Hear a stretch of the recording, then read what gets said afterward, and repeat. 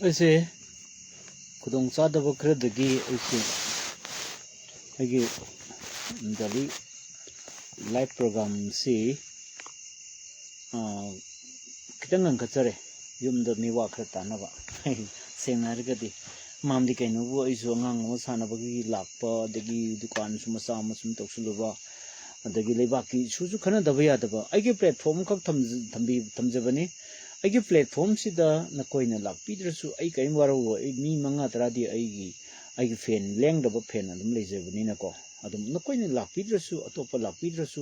आई वारो जदि अदुबो लाकपीरगदि हेन हरावगनी आई मामदी कइनोबो होजिक लुसलइबा लेबाकी याम क्रिटिकल कंडीशन लाइबा मयामसे मसी खननने सी हाइबगीदमक्ता इना ngasi खितंग अन मयामसी कौबजबनी आई पोस्ट ना कि ममांग थागजरे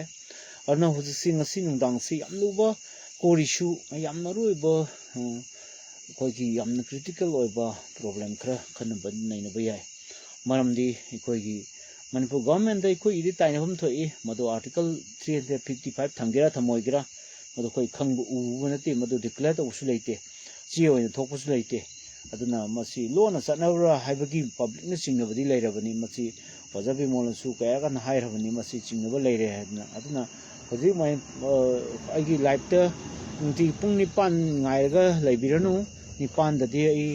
loisal lage na khale mamdi family ma leibani na kogi premada yumnam khangana lakpire yam nungai thank you adu ayengai di pung koi taruk makhai dagi nipan phok pung ama makhai koi si sangse dum tausi adda koi sangmale harga su dum kanu da tenjelase kogi taret makhai da just loisan ji pung ama matam ji koi lausi pung ama gi matam site koi khana ba nai na ba bayam dum nei yai ko pung ama matam go siam sang khra matam ni aduna hojik aigi life ta kana kana no lakpiro aduga ikoi gu hojik oireba law and order gi fiom se khana hudragadi compulsory civil war di soidre aduga mukhoisu aina khanhan haibni aigi life chu angtang makok ta yengbiu chakau loiraga kainom di tawgani chakau budai yauroi na yaudrise asugma fiom lakani khangbagi neba adu hojik phok chakau bo ngasi chakau lepte chakau ju lepte lan ju lepte koi bu ju lepte aigi stall da minga si phanam lae sida dum khange aigi di stall hangi manina dum mayam gi ai thabak am tawde ade ai cha pije pithak tawdaba yade sum dukan ma ha ai ngona di kanaiba adubu leiba ki wena di mangjeba tasena ai hujikse mayam da ai mi kirang yang bujunu ai waru ma ai haijage ai post ti thaga chagrabani ai si faude ai kangi isan khangjeba ai post share to biu ngasi waru ma khar khanase natraga de koi phiom nyam chokadore pause matang lo ganda hujiksi mukoi si all round attack tawdagi moi planning ama tawre haibagi masi koi intelligence pau khra leire manipur government aina phangi pausibu phangamoi da bari maram leite aingona pau ma phangbai se semi circle gi oina leiba mayam ji koi gi ak haitare ko semi circle koi gi tangkhai ma kanu de horaga koi gi se kariba tum khong mairang purel dagi hora aga marak sida hairo king yaw da vida sum hora aga si koina la ga yang popi kana gi mairang purel mathang se dom de sum la aga adagi se yang popi phaura aga adagi se sangmai adagi laiba porkara ndor ma si thera mani ko adugi ngasagi sum da khogi karibo jiki hariba kanu do kani adagi kari kanu ma haibu kaureni asmarak tan mi am si gi bodo church da do gi bodo adugi kamenlok sum pareng sum laga sengmai phawga sengmai dagi khoi kariba mathang ta kanu la ni lemukong dagi kariba khoi senjam chirang adagi kariba khoi kanu loi lare adagi se khoi kanu khoi lam maming sim ai kauri sim ko kari gai as koutruk lani adagi marak ta khar kulngar kaurme kalame aduga ngasagi karo sing adu ai kaw himne ko adu mayam se loi phawraga sidagi adagi kano laga kadangban kai loi phawraga adagi si khoi kadangban mathang da mu khoi gi sum kanam bol gi oinam manung gi sing adu laga moirang dagi amuk sum chakhaga kariba Zihariba Karibum Konudo, Kapnaribudo, Saiton Powerga, Amuk Shalaga, Sunu Sitigi Amushalaga, Kari, Zero. Sigi semicircle se, Mashida equimate de Pachana, full time attack Torani. Me must sing the all Kangleipak, low in the land, the Mugri like Central Army su, my thing must have Ting the Buggy the same sagre. My thing must have not even Casper and night in one my kid the night in the go. I call you say go like him say Masiki Paumuka a quite a pause, Peter A. Mashi Pausi, Kadaivo Chumbuno have to the Tabana Ulani. Masiam to no Ulani, Aduna Masikis Poseta, Dingeda, Adu Missimina, compulsory Yogani, Quidi could not pass into Quitantan, Russia by my own singer. Could not pass into my taking a Quitantan, but more in a Nakpis and Bitamba. A central army, a Sukam Tata is a land, come never at the land, young never in land, Kumay young never. My team is at Patin, Kulam beating, but video I get Tatsari, Pausikan and Lovani, I should poke on Lowry. I sabuncockta, I me lay, cockrum the I me lay. Kogi Pau Pirnaba, Paulum, a labor. City circle, semicircle, see the A Pau information, low in Pau, Ziggy Paulum lay. Luna, Pausi, so low Matam Sida, Hosic, see Loro Tazida, low see Lopum, the Nabagitamata. Moin Maruina, Hosic targets, I did not come mane. Sakomang, I like to Uncle Uncle, we don't Tatavane. Sako the festival, the Ashok, no Koibu. Tada, I knew that. Ngawley, you know that. Taunda, Koi, Lanzilida. Manipur normal sea, lady, festival, Ngawley, post, I think you put national media, international media, but they put the Yokina with the Manipur normal or a Hibayana with the Mukta. What's it when you seen by my Yawa man, Port Kaleko? Edna Mashi Poshi Labana, Madam Oega, who say emergency special assembly me from go to the Yaiphare. Mashi Ampal request ni Manipur government, BJP government, a could Lonerga Hajari. I journalism in a public interest, Miyamki interest. My day Miyamki interest, Singkong Sinya the Ladiba, Peri area the Ladiba, my day singing the Mukta Aina Nona, Mr. Sanatomba Aina Manipur government, Yamna Ikai Kunazana, I Hajabani, Adna, quite honorable speaker na. I must see Kanumaka the Maktam initiative ama Loviro, Aduga, Governor the Atumatam Damasi, Governor the Shitaraga, Governor the Madu invitation Mataorga, Madigi Probellum low Novohonavio, not Ragati, a quay pause, Pibum Sadar Mo, the Laidore, my case, I coin at the Organa Heta Yadava, mean the Organa Yahanba. Adudi, I didn't hand head Pagita Udo, non Facebook to Tagalpani. Koi Manipur to Tauri City outgoing service na koi Kanoda incoming Yahanba outgoing service Yahandaba. A Sikaramba Makalki network on Pagita Urbanevoko. Aduna Mashidi Yamna Nuaitava Yamna Live Tiva Toto Nico. Dina, was like my tell I like to see live city Irang Pubi, Irang Pubang Hatangare. Adudi Tono Aduna Jangro. I assemble Lakano Lakusin do Lao, a koi. I must know the Prakanum style of the I like those like Mayamcha. I give a same but I give fencing to law. I give fencing to law. I the Iranku vision Karanto. No, I am serious, Nico. I'm this seriously. Bouncy intelligence power. I could you labor. I get network labor. I get smam some labor. No, I fight about the Aduna, come on, chap, good evening, good evening, come on, chap. I good evening, Haizage, ko, Ado I di Kuman Punsiva and Haizage ko, Ado Kuman Punsiva Matamni, Ado at the same Wakai Gano, whatever current tokro. I this the me and Bagi Matota de Wa Marueba, much of a Kanabayaba, intellectual circle de me pame. What she warem suba adumba and nipadi a nate. Go. I just say, I but I'm not tongue ever go. I do can massage, I do can the I like that. Any situation that I like Tarkani have. I wonder, I go to Tunka a pum jam so air. I pum jam so a mum the kind of a levaki candiate. Levaki cangunu yade. Yum the similar tableau of me, Nangi like Nilura Hare. ichan pina hai ni baba nang lap ni lubra ai boxing gi kanu si tat pati nang ngakang kumdraga dukan ni kumdraga ai boxing gi na thori tat lise mam di kanu ibani ipai cha jung gi bo pillar chuk chuk chuk so wi to ga jung ga ibani thori phami na nambo mamang sai da ni kanu da akoi kari tha da no February June tha da ol maliko adu tha manga tok sure adu tha manga tok mutung da ma sum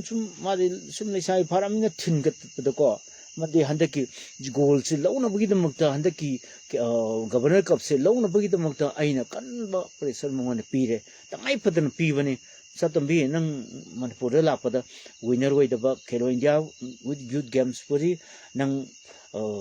youth laying da nang youth laying da gold lo re ya pum bugi na adu nang performance am fajar ga Manipur la pada nang performance am thire nang performance fajadabna Manipur meeting jamna meeting masana sumpu leire adu nang hantakti nang yairo haidana kan to kan baba adu nang nadi ai bu winner oiro harga ai gi kanu nang live lubna live to na lubra lebak miyang ni lubra baba nang na san pi nang gi kali bo panchin back se so arum mane ko so bune ko 10,000 hen ta ki ni leader pioni ngasi deina chei mangai lo taram suramani adu yam kalle basi ko adu yan khalu mi angam ne pai ngam bana te ba yam lam bo ne ba heavy ne ba adu mi na ma kha da pai ra ga mi ani hum chang to do bu to adu bok to dre ba ise ai emergency special ano se assembly mi pham se ai na yana na journalism mai termo na ai ni yana na initiative to ne ma ai ne to ri ba ai ne pukhlai ba kanu se proposal se maram sabra na khale ado mayam je akoi maram chaina khanba sing de kobi mam da nambi ho yang te yenge aina special koi emergency assembly mi pham kobi yu haidana request of Manipur government BJP lead government da aina ka haijabani ko matrdi film se sokadore mamji akoi na phangi pau se masi chu mam tar ga di akoi misi mana yam nangbani ko akoi maikai sigani moi maikai sigani adu gar marak sida akoi ki nungai ba pam ba kangbu ne koi no lang no sum taw le re karamna lan taw le masi mo pose akoi mitai gi hona bi akoi gi normal da sum leina ba khona ba mi kharamna normal da akoi lan taw de lan machim si taw jabani akoi lan je taw de hai ba utna ba kangbu ma adagi charkhat kangbu ma ko charkhat kangbu ma akoi gi lan di chuno yaw da ko chen chen ba kangbu ma ai masak aming ai pande ko oda saiton gi anobo pau khara ta janinge saiton gi ji huji phokti akoi gi kanoni akoi gi asi ana gi pau phokti phangdri adu moi gi maikai da khara phak taram gadra haibagi jingnabri lei mamdi manung da khoi ji pau se launa hona bada awabam ne ko adu moi ji chen mai sok to oire bo jik se saitolong gi sai che moi chen mai sok to oire moi thajana onjan naraga tawna ba ngamdre ba ko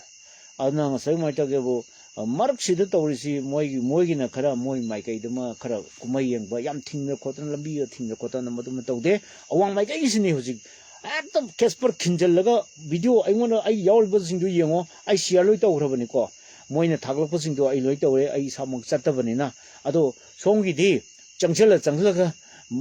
moi ngasai gi ai moi lam du kaure ngasai koi gi lan mi na pirak pani akoi lan mi lei di ba ko adu akoi lan mi ne inbox da ingonda hape ai inbox da ge mu maming du simpha pu thu oga ai nam thagat pani ko maming ai post mun mun yang bio madu ai na pi ba pau na te lan mi sing na pirak ko pau ne lan mi sing na pirak ko pau do adu na ta ba ai na ahen ba kasu ai na bhap na sara hapsan de akoi lan mi sing khuji pau lo na hona bada hojik ada lumnari adana pau se phone pai ba ya da matang leire na haire phone se message ko koi ma hojik ai koi laptop te leite koi lamjing boy hojik se ada lan da leiri bani hojik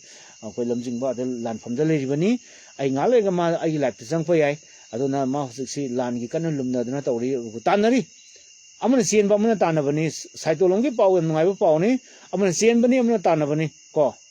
ngarang nupi ma aikoi gi longmi adagi question ma hange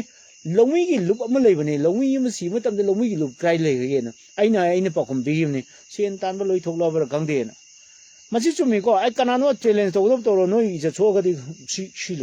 le ko tong na si du di ko phagi kha to ne ko adu phagi khaz toge natadi koksik pokhai do reba ko adu tarti hojisi senba aman tanaba ngarang moina chanjalaga central forces mamang makada toramba aduga ngasina central forces ngarang khara thinchi chaina gi badagi moju khara manting handak toba aduga ngasagi moigi khara officer su kogi chimi oiba koi swai gi lamo mi oiba naga gum gangai group to gi su oiba naga masa su oiba ko adu ngarang su yungo to ngang mayam do direct media da wangang thokhi ba changluiba ai bude journalist ne nganing bangang ne kanano to godom pham tawro mamdi assembly mi pham ko bi oiba se ai public amoi bagi ai gi right neba mamdi ai vote pi gi baneba ai ne vote pi daga ka gi ba mi lai baneba ko aruna ai ne vote pi gi banina ai ne elected member ma khan gi banina moi ne government sem da yawra banina makoi dam hai baneba government is the people by the people and for the people government am lai bagi kari kana bag lai ge ba se masi question nam lai wo sik BJP government da chai ba khuchai mayam si ai ta ba ngamdre ai ju ngarang chai bi yaw re ngasi bu dai chai jede ko ngarang de ai chauman ge na ai ngarang khar chai na BJP government da ai bu waro bi gano mam di kai no bu public pressure se ai wona live phone mayam ai wona phone yam lai ba wona la thoi sat le ba lan pham sing si sat sal ko observer mayam thado i ba na akoi ge adai lan mi sing nataba akoi observer mu lai ri ko mam de pau pirak na ba kai kai pau lai gi he na ai khoi gano da khoi gano khoi project lai re sabung ko khunau da adigi khoi project de ngarang pung ai lori pau du kanu da gi lo ni koi pung ji tara ma khai he le bane ai ngarang live athing ma taw ri do pau lo ga ni taw ri do adu kang da pak thi ba kang da kot ma kha da pak thi ba nupi na ma angang na ma kari na taw ri bu Sumba kang khong chai ba phibam mo se kanana ohela punoba asok yamba military mayam se kaidono ba lak puno haba ko moi kadabu lak puno si adu bo ja su adum tumin leisele government se leitraba male government leitraba male leitraba ni si leitraba aduna aina ngarang he khai bodo Manipur da RTI thabina ba mi nei trabra ba adu ai mang ne di RTI thaba si nungai ta ba khlei ba ko akoi ki protocol hai bam lei ba koi journal sing se ai koi mang na RTI cd tong na de ba RTI cd thana de ba ko ai ni case am da koi option gande koi de ker neutral oina lei ba ne ba ko adu bo masam mai ta ge bo RTI activism tang tholaga Manipur da hu se Karamba rule tawrige Article 355 se chanari bra chana dabra normal ruling la ko masi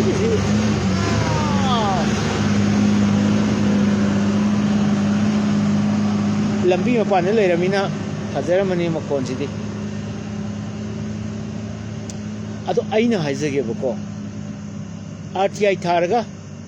Right to Information Act RTI ko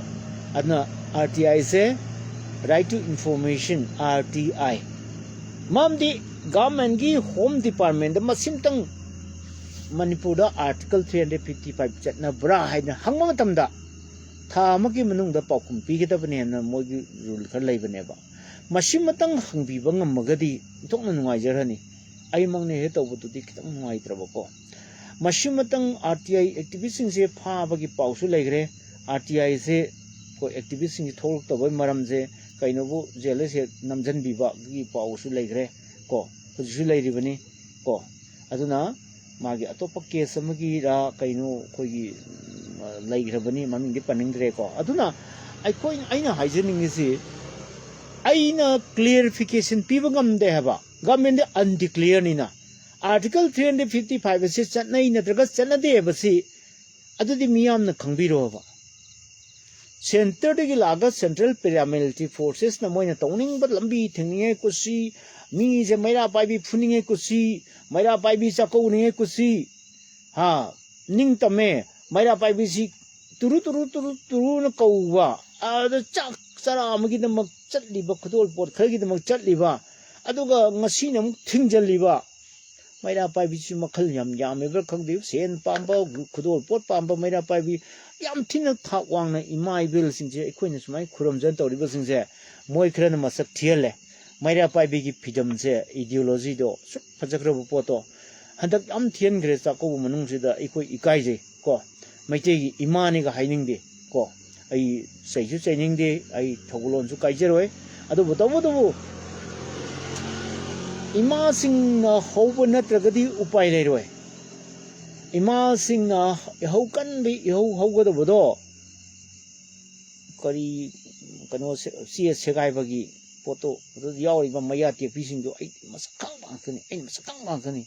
Sentence of the number 1 Anthony, sentence of the go. I know I did ticket Panemo Moikana, Kanan Karidorgese, Tijan was there. I know quite knew my subjects here, Kanan Karidorgese, Lone Yango. Ado I the Huran Bahivan in the co, Huran Bahivan in the piece of Quaipon in the co, Kang Oxen in the co, Matau demand of Sadu demand, but Yam Samba man, but Yam Samba item the Sam Devanico, Kangoni. Ado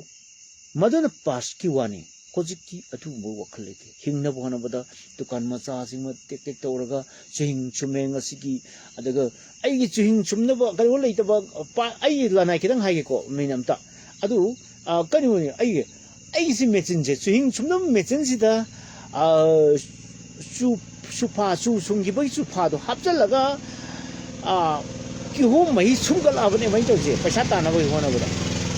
Tada never, Namang ever missing the somewhere there, but Supa, the Hapsala, Judu, Masum Tara, Pistarga. To him to Kitang, Haptala Kitang, to Hapjans and Logo, so he's Kitang and Jans and Logo. At my town glass on the Aikan, glass home the 114 of Lois. Go at the Kihom Gimaman in Lois. I don't Kihom Magina, glass home to ever, glass over glass home to ever. Tauravane, I do hing no honor of an ever. I do Matamsita. I get laps to hing no one of Ichagi, died lane of one of no other Yurum Tarusare, Yurum de Patarayore. Go. Adu tadi tarahele ko ki kanu di tarahele ko pleta 30 sambu da yum sa de in lo se somyang kai ni ko hirum do satina wai ba adu na mayam ki matam so ai pi na bona ge nongti ge ai pung amuk ma khai sang se ayu nung daw rom gi pung tar tai na nipan ma khai bo si de mayam si lakpio adu ko ai gi una se adu ko main pu aru ro ko ri su mayam se kana se adu ai na ka dom khai je ge ba ko Kanana Kaito has a Tijan Mase, Masik was journalists in Jikari go gay have do. Investigative journalists go ever. Investigative journalists is Shiva Tourkkadouri. Huran but criminals in Ekoshi. I'm sative. Hey! I do no, you hard. I levaki tabukto when levaki don't tone. Shuvra. No, Huran but criminal no go number 4 Karabata when my teams are no. One day knowing my Masado no. 9 million dear Pedra, no 0.35, Kada, no way Machado, Kibi, boy, Maruzu, Kulisu, and Chumdovni, or Mat Chongsen, Honey, I take photo the Kaiganaba, knowing Miyama and Ba, number 4, so no Kabata, cooking Sangasun, Tawa. No, Pobadinati, no, talk for the lawyers. Oh, my team, Sanigan, my demand of a suction to a coinian Pazine, a coinian Mogolo, Kamal, a cookie mileage, I believe in it. Although cookies in Haine, and then they quite up Malay, and they give my tape on them high. Koigari, Isaac Kana Malay, what you know. Krishna Allah says numbers up at Isaac Raiden, Pangong Mokonkan, Naharup the Chapatako. I know, stunning Chong Tabagi, Malton Peace, him in the Korea give. I might Nandiko, a quick Ampu Malay me. Kailam gi mali nan kairau gi male mi nambo nang kairau gi ni na tro nang kairau dei na tro kairau gi male ye si ado suma sing nong na to boni ko ise kong amabu ka rim na banate ai hoi aseng ba haire pudo ai na hai matok tam jabani ado ai kanu gi marak sida ai kanam ta phagi to ro ge ai marak sida kuman chap ki amadu wo polam lai oza arti ai se maming phajabagi wani india da di Maru Oina Manipur di Pagi Tare Anglo Cookie War Late Hairamba RTI report to Ngarang Nahandi Anglo Cookie War gi India government ki se thorak patai chi aduni sine kamai tawriba Anglo Cocky Wars na karam maina samjalamiba masi aisu thengnare Anglo Cocky Wars se nampu de lehen ba yabra Anglo Cocky Wars sibu chaitharol kumba patu su yaudaba adegi kanu su yaudaba pot sibu history de leitaba aduga machi aseng khangge har dagadi maitai masat paisa paiba thona phaba amana British ka archive de chatlaba please listen to me carefully ai amukusu haijege mashi aseng ba report ma khangge haiba taragadi aina di chatpadi wari sabadi ngamni ai English khangi ko English ti phajana khangi naiba yani English di adu British archive de chatlaga UK chatlaga British archive de chatlaga England tan chapatare British ki archive de changaga madi permission lawrga mashi amukta yengjage mashi Anglo Cocky War se Manipur da khar saye na balaire haina sir mashi gi se madam mashi gi se ayaba amutang pibiu mashi gi se akoi amukta clarification amutang lojage mashi aduna ikoi se ikoi gi British na rule torumba adumba lam amani aduga smaina wari khar lisan bada aduna ikoi mashi gi portion tang ikoi sengna khangjage haidana adu ai basi pirasu yare aduga mari reinaba mina chatlaga ada British archive ta ngagadi mashi asengba pakum phangani Anglo Cocky War se thok ai leira moine khale British archive ta di phangmoine khale mamdi moiga lan tawna kiba akoi gi Anglo Anglo Manipuri War se 1897 la kainon 1897 la kano 1891 Anglo Manipuri War di 1891 ne ko city history da sulai ada archive ta yawe British archive ta sig yawri heba British archive ta sung yaw da pot ma swai da khusem gi pangsem da semjalaga tor pasi da aisu ko am ngawe si ayaning de badana British archive ta masi asengba record om di soidana legam toi ko adum leire adu itardi aikoi si semtok nga yam leiri aikoi gi maitai natabana nan maitai singna akoi Manipur gi history Manipur gi uya haidara masigi leisemron gi mari leinaba nongda laren pakhang bana akoi gi 25 AD da kangla da palami ge haijele masi tabada mythological approach to sanghal matam da si chu am lan mane ko Prabhu ji suna poi sidi akogi magi kanu sida AD 0 to the pokone ko AD 0 to akoi husi 2024 ni dana ngasi dena sahi lising ani ga 2000 sahi lising ani ga kunmari ki mamangda jishu po eva jishu pokri mamangda akoi gi udo pakhang de pokreba ayung thindana aikoi kangla da ma ningthau oiba aduga nungdangdana magi kangla gi akoi bada maje ko chatlaga maje lin oina saiwon toba magi saiwon ani ne ko adu ki matam du prehistory da laigda ba post bu moina 25 amte sorry ki do moina kanu da MCS ki exam da hangi do 33 AD da 25 ko na 33 AD da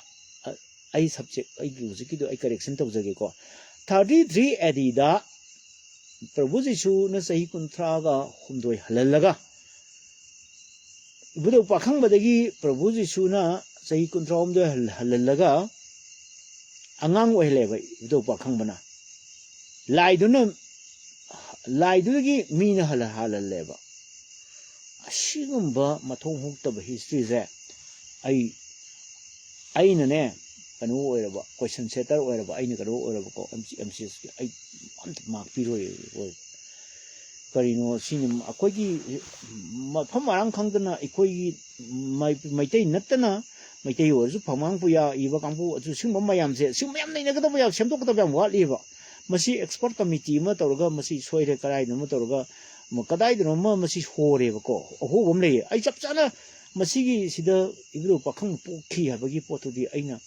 Chauraqpamadi haiba ngamni adu exactly de ai haiba ngamdreba ko machi kitang kupna khanabam changi mythology ki yam naidaba yam lugo potne ba heta potma phongdok pa ba se araiba thabana ti nainar khanai nairaga tum thorkani ana akhoi gi history akhoi gi pot aya aran be am leiribani 33 adida ai amukasu lauthoke social media da lauthokpani 33 adida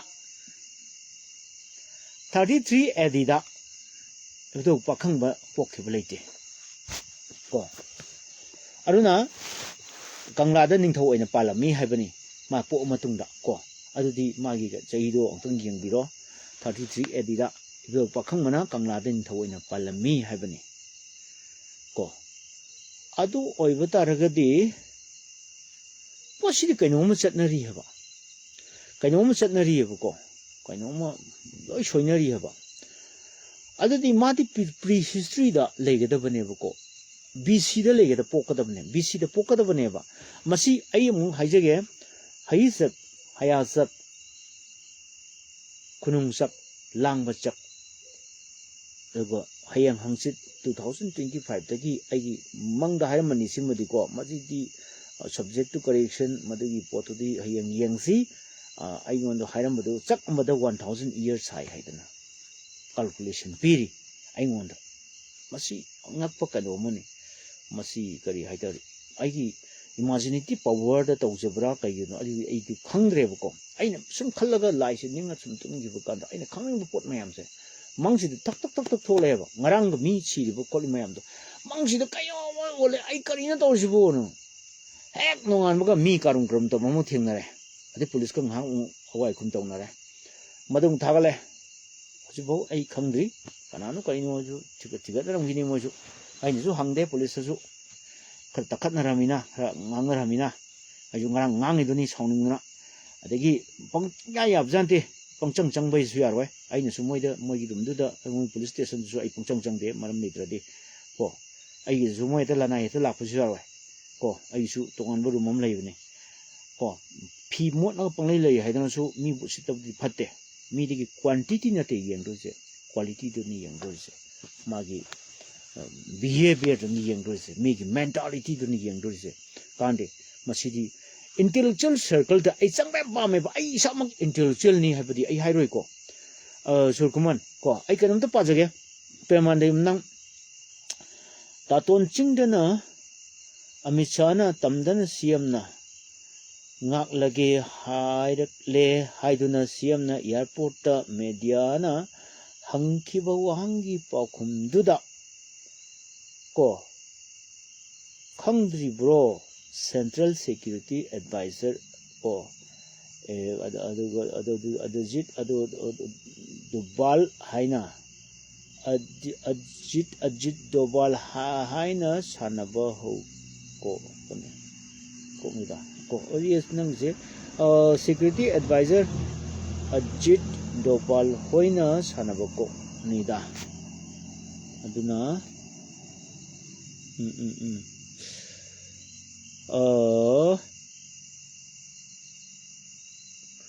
Anglo-Kuki War 1917 to 1919 sidi Sekelu War matamgi wari orangani si matam sida when ahanba nupi lan su thokibani phawbada thokiba record leite British archive to su leiramoi ko kuki huran basingna o sajinba ko ni central government gi website ta thagalakpada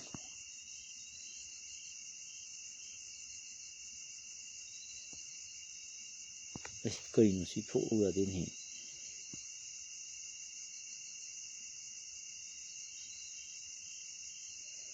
central government gi website ta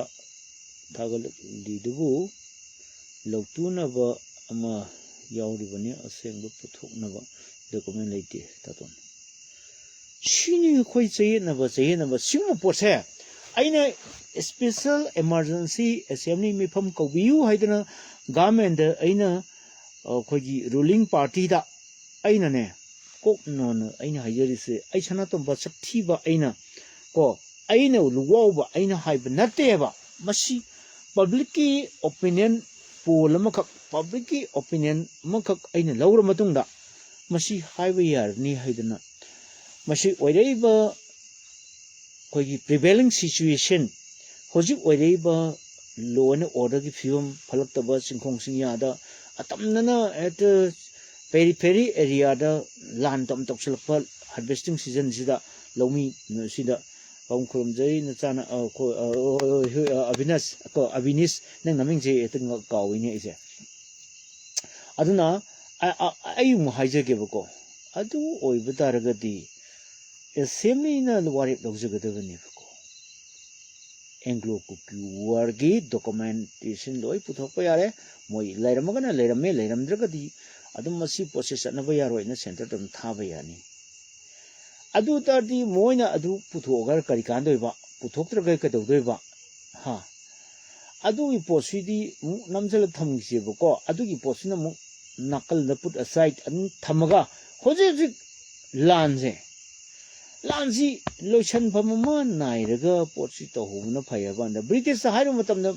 british moina sen piraga ada moi archive na man thambadu su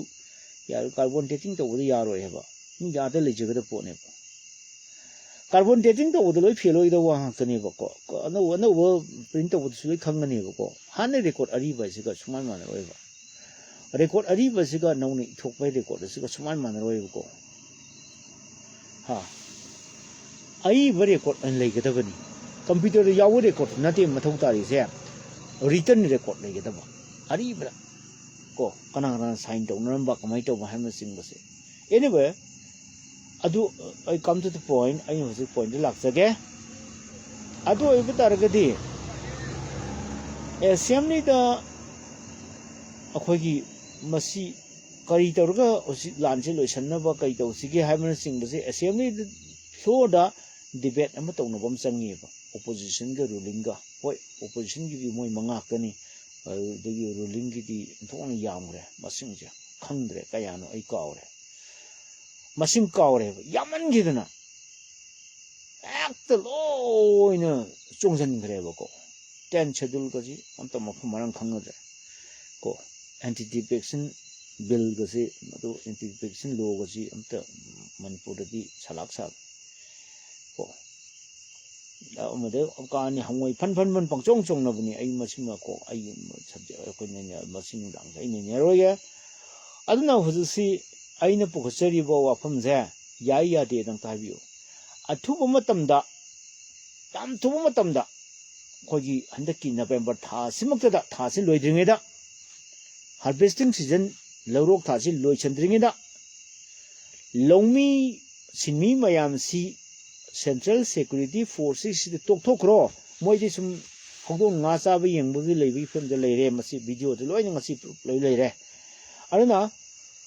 state security force noi phanek sel wa haiba port masu ngai lei ge mali ai ta mun ta haudre ngai noi phanek sel wa haiba port am leire noi de central security forces yaw de noi lan chang ba ya da bra ga na ngai law gre ngai ai thong nei kai jare ai di ai command go jeroi da public smai thi law ko je ai di kai jam loi re ko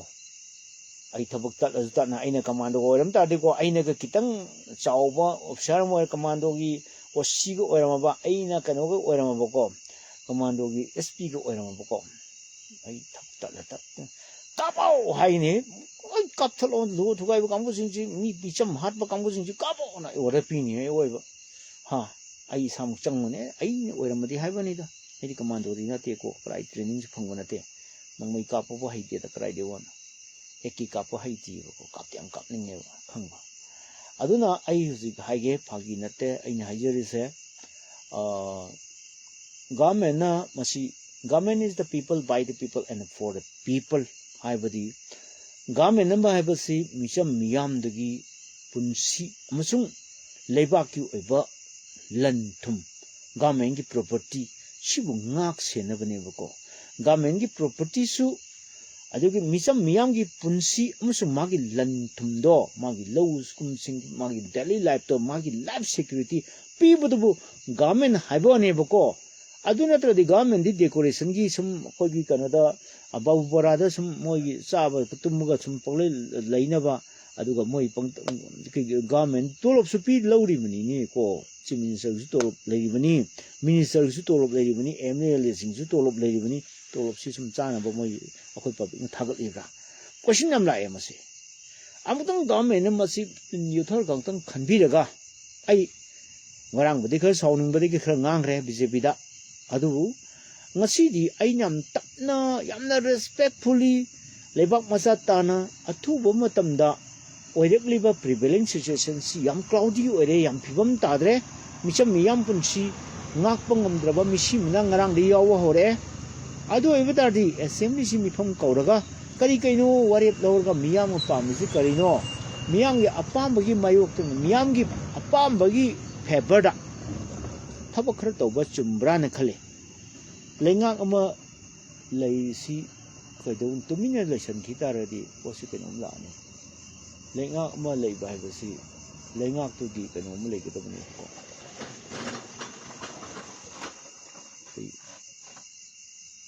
Ay customer lak male.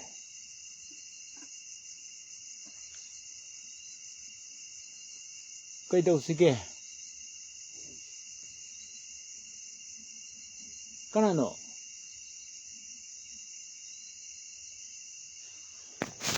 Coco. Ayun.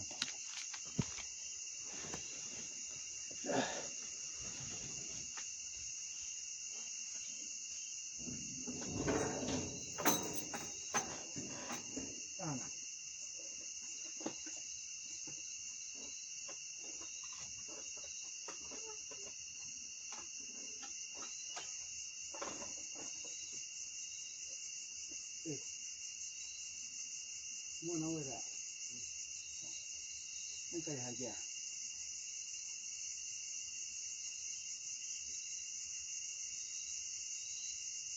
Ada apa untuk saya? Ah, itu kan.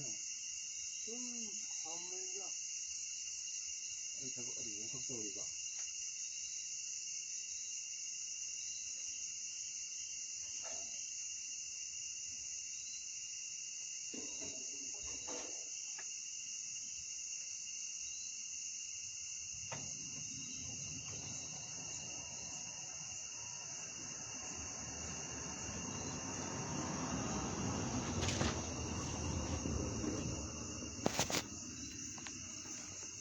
Coco. Ay som to thoke. Pan to thoke ko.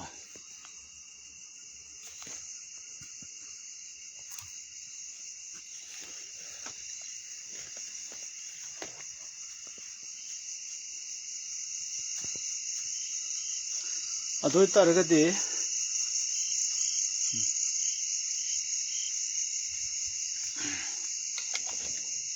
Kasi hindi mapan to age.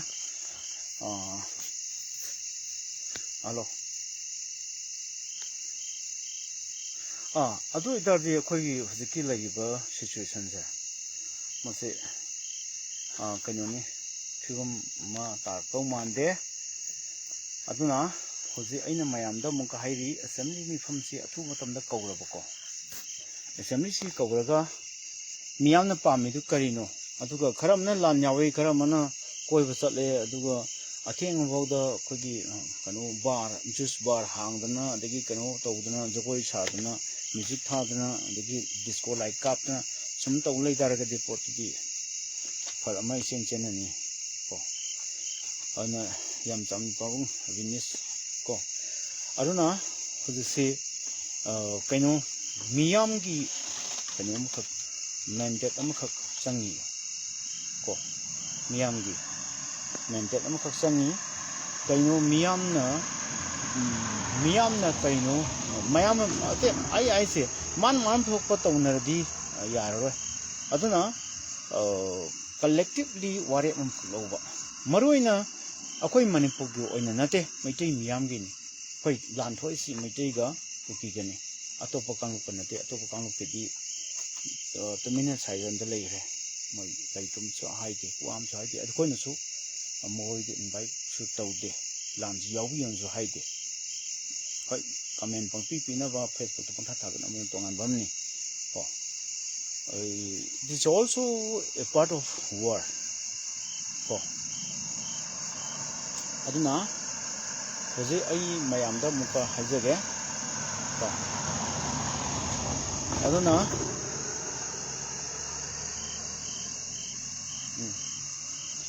ꯑꯩꯁꯦ ꯄꯨꯡ 9 ꯐꯥꯎ ꯇꯧꯁꯦꯅ ꯍꯥꯏꯕꯅꯤꯀꯣ ꯗꯤꯁꯇꯔꯕꯁꯨ ꯌꯥꯝ ꯇꯧꯔꯦ ꯉꯁꯤꯁꯦ ꯌꯥꯝ ꯇꯥꯗ꯭ꯔꯦ ꯑꯗꯨꯅ ꯍꯧꯖꯤꯛꯁꯦ ꯑꯩꯒꯤ ꯉꯥꯡꯒꯗꯕꯁꯤꯡꯁꯦ ꯆꯥꯎꯔꯥꯛꯄ ꯑꯃ ꯑꯩꯒꯤ ꯁꯨꯝ ꯐ꯭ꯂꯣꯗꯣ ꯁꯨꯝ ꯑꯩꯒꯤ ꯀꯩꯅꯣ ꯀꯣꯛꯁꯦ ꯂꯩꯕꯅꯦꯕꯀꯣ ꯑꯗ ꯉꯁꯥꯏꯒꯤ ꯏꯕꯣ ꯅꯪ ꯁꯤꯗ ꯀꯌꯥꯝ ꯀꯨꯏꯅ ꯂꯩꯈꯤꯗꯣꯏꯅꯣ ꯉꯥꯏꯍꯥꯛ ꯂꯩ ꯅꯠꯇꯦ ꯑꯗꯨꯗꯤ ꯁꯤꯗ ꯑꯩꯉꯣꯟꯗ ꯗꯤꯁꯇꯔꯕ ꯇꯧꯋꯦꯕ ꯅꯨꯡꯉꯥꯏꯇꯦꯕ ꯁꯨꯝ ꯑꯩꯒꯤ ꯀꯩꯅꯣ ꯇꯧꯕꯅꯤꯅ ꯍꯌꯦꯡ ꯂꯥꯛꯑꯣ ꯑꯩꯒꯤ ꯉꯁꯤ ꯑꯩ ꯁꯣꯝꯗ ꯊꯕꯛ ꯑꯔꯨꯕ ꯑꯃꯈꯛ ꯇꯧꯔꯦꯕꯀꯣ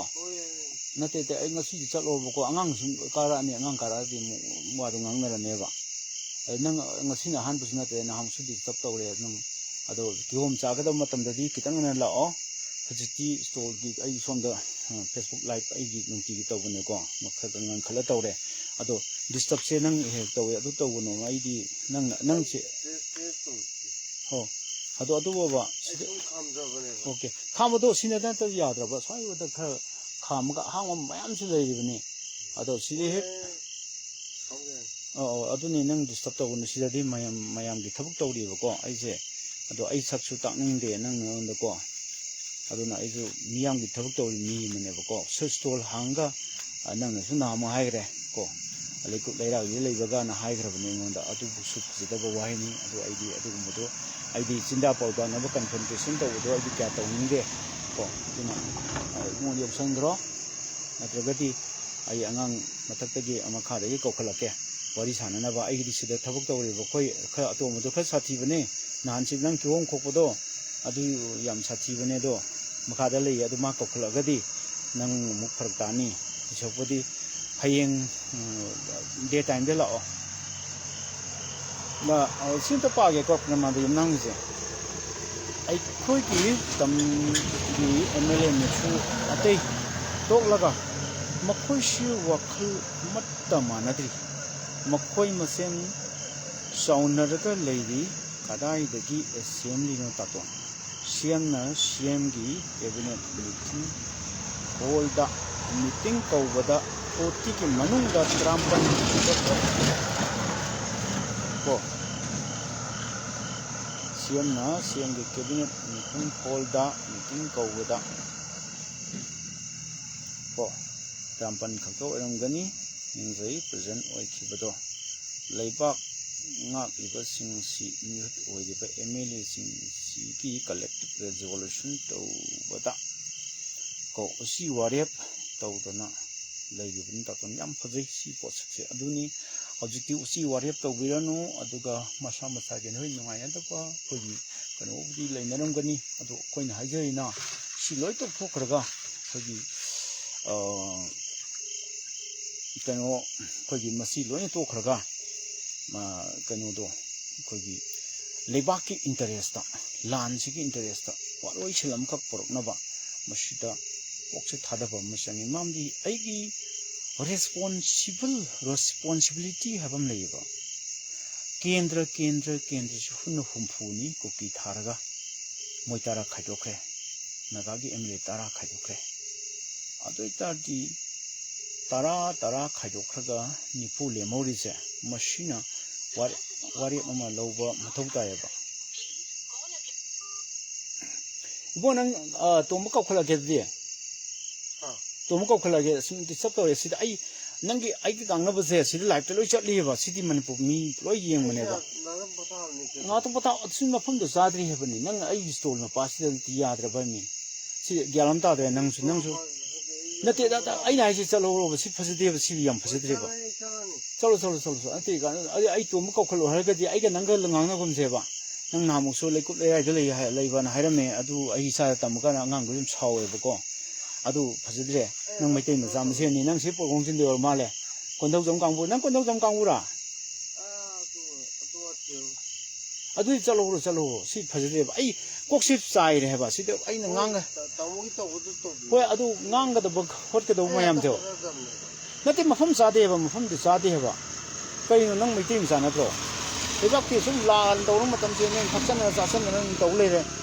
suk bu le ba ki wa si de khana bi da disturb to re ai am manung to bne ba nang na sum lai chalamina ne manak dukan manak se mi sum lai chalamina ai ko su nang na koi kano pa du ba nang phum za dre ba ai la thing mu thalaga ai san pa ko khatge nang san pa wari sana gera yar ba ai yan chalo de chalo ba phal ta re ba sida se na cholo ba ai se ai la ba mu lai no ai na hai se nang wa se kidan kan khale sida wa aru ba ai ti pung da chat pa ne ba ko nang ai pung ni pan ni matung to ba ne ba ado hoji ki koi som da angang ju lai de ma pan da angang sana ba lai ba ni nang na ai khang dar ma le ai se pe sam gi di to ni ko adu nang miyang gi thabak to ri bi si yong don som da lamjing ba ma si da ma amal lai ri ne si da an yu thap cha la ga ma chi wong thap cha la karan tron to bu si da si na ingon da ana masak chang ta ulo ura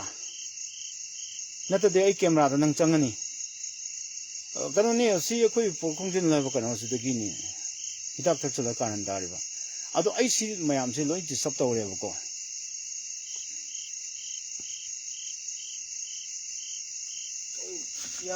nate da ai ji nang si de ulo ye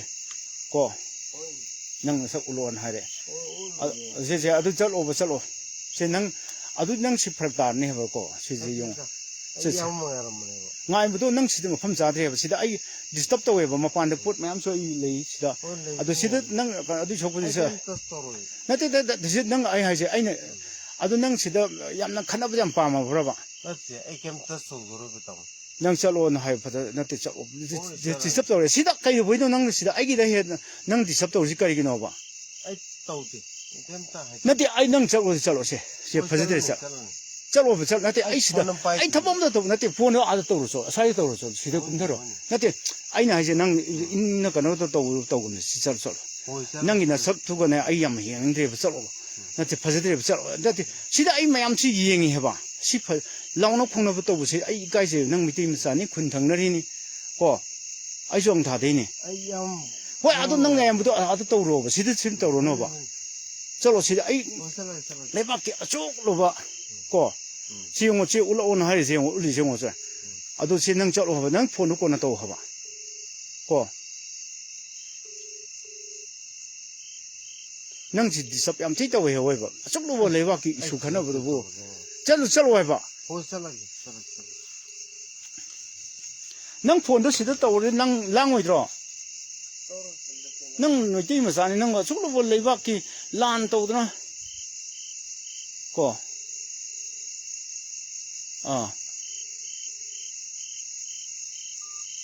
lamjing mama sing ka to se nang ka to na tin ma si gyan ta re lai pa tang bu tha sira adagi phone to wala ke ayama pero ge o chiu ka wini kya kuita ge ba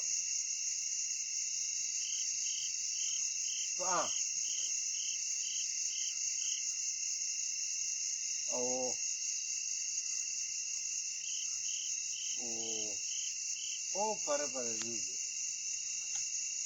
ken me na so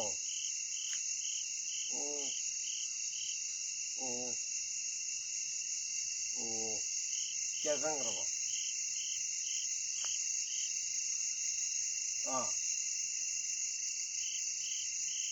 nate udang wari do ara sar ro hai bane nate yare se chalo sidip makan go ai san tha ge ba yare sak yung chalo se yare chalo se jam phaje de se ai di launa khong lo se ai de hnya de ba yore ngare yore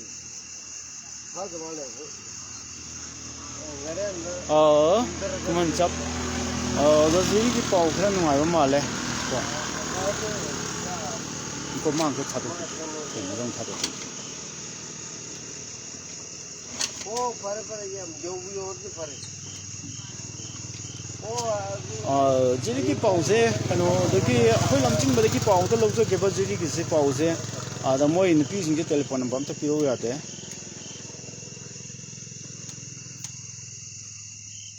ꯑꯗꯨꯅ ꯃꯥ ꯅꯨꯡꯉꯥꯏꯔꯤꯅꯤ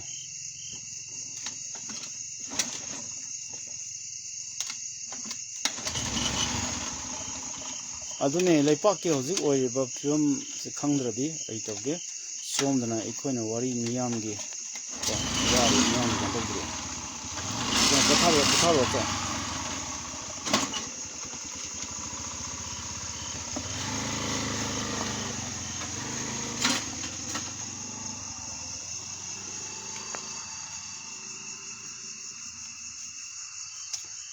ꯇꯥꯟꯊꯣꯛꯈ꯭ꯔꯦ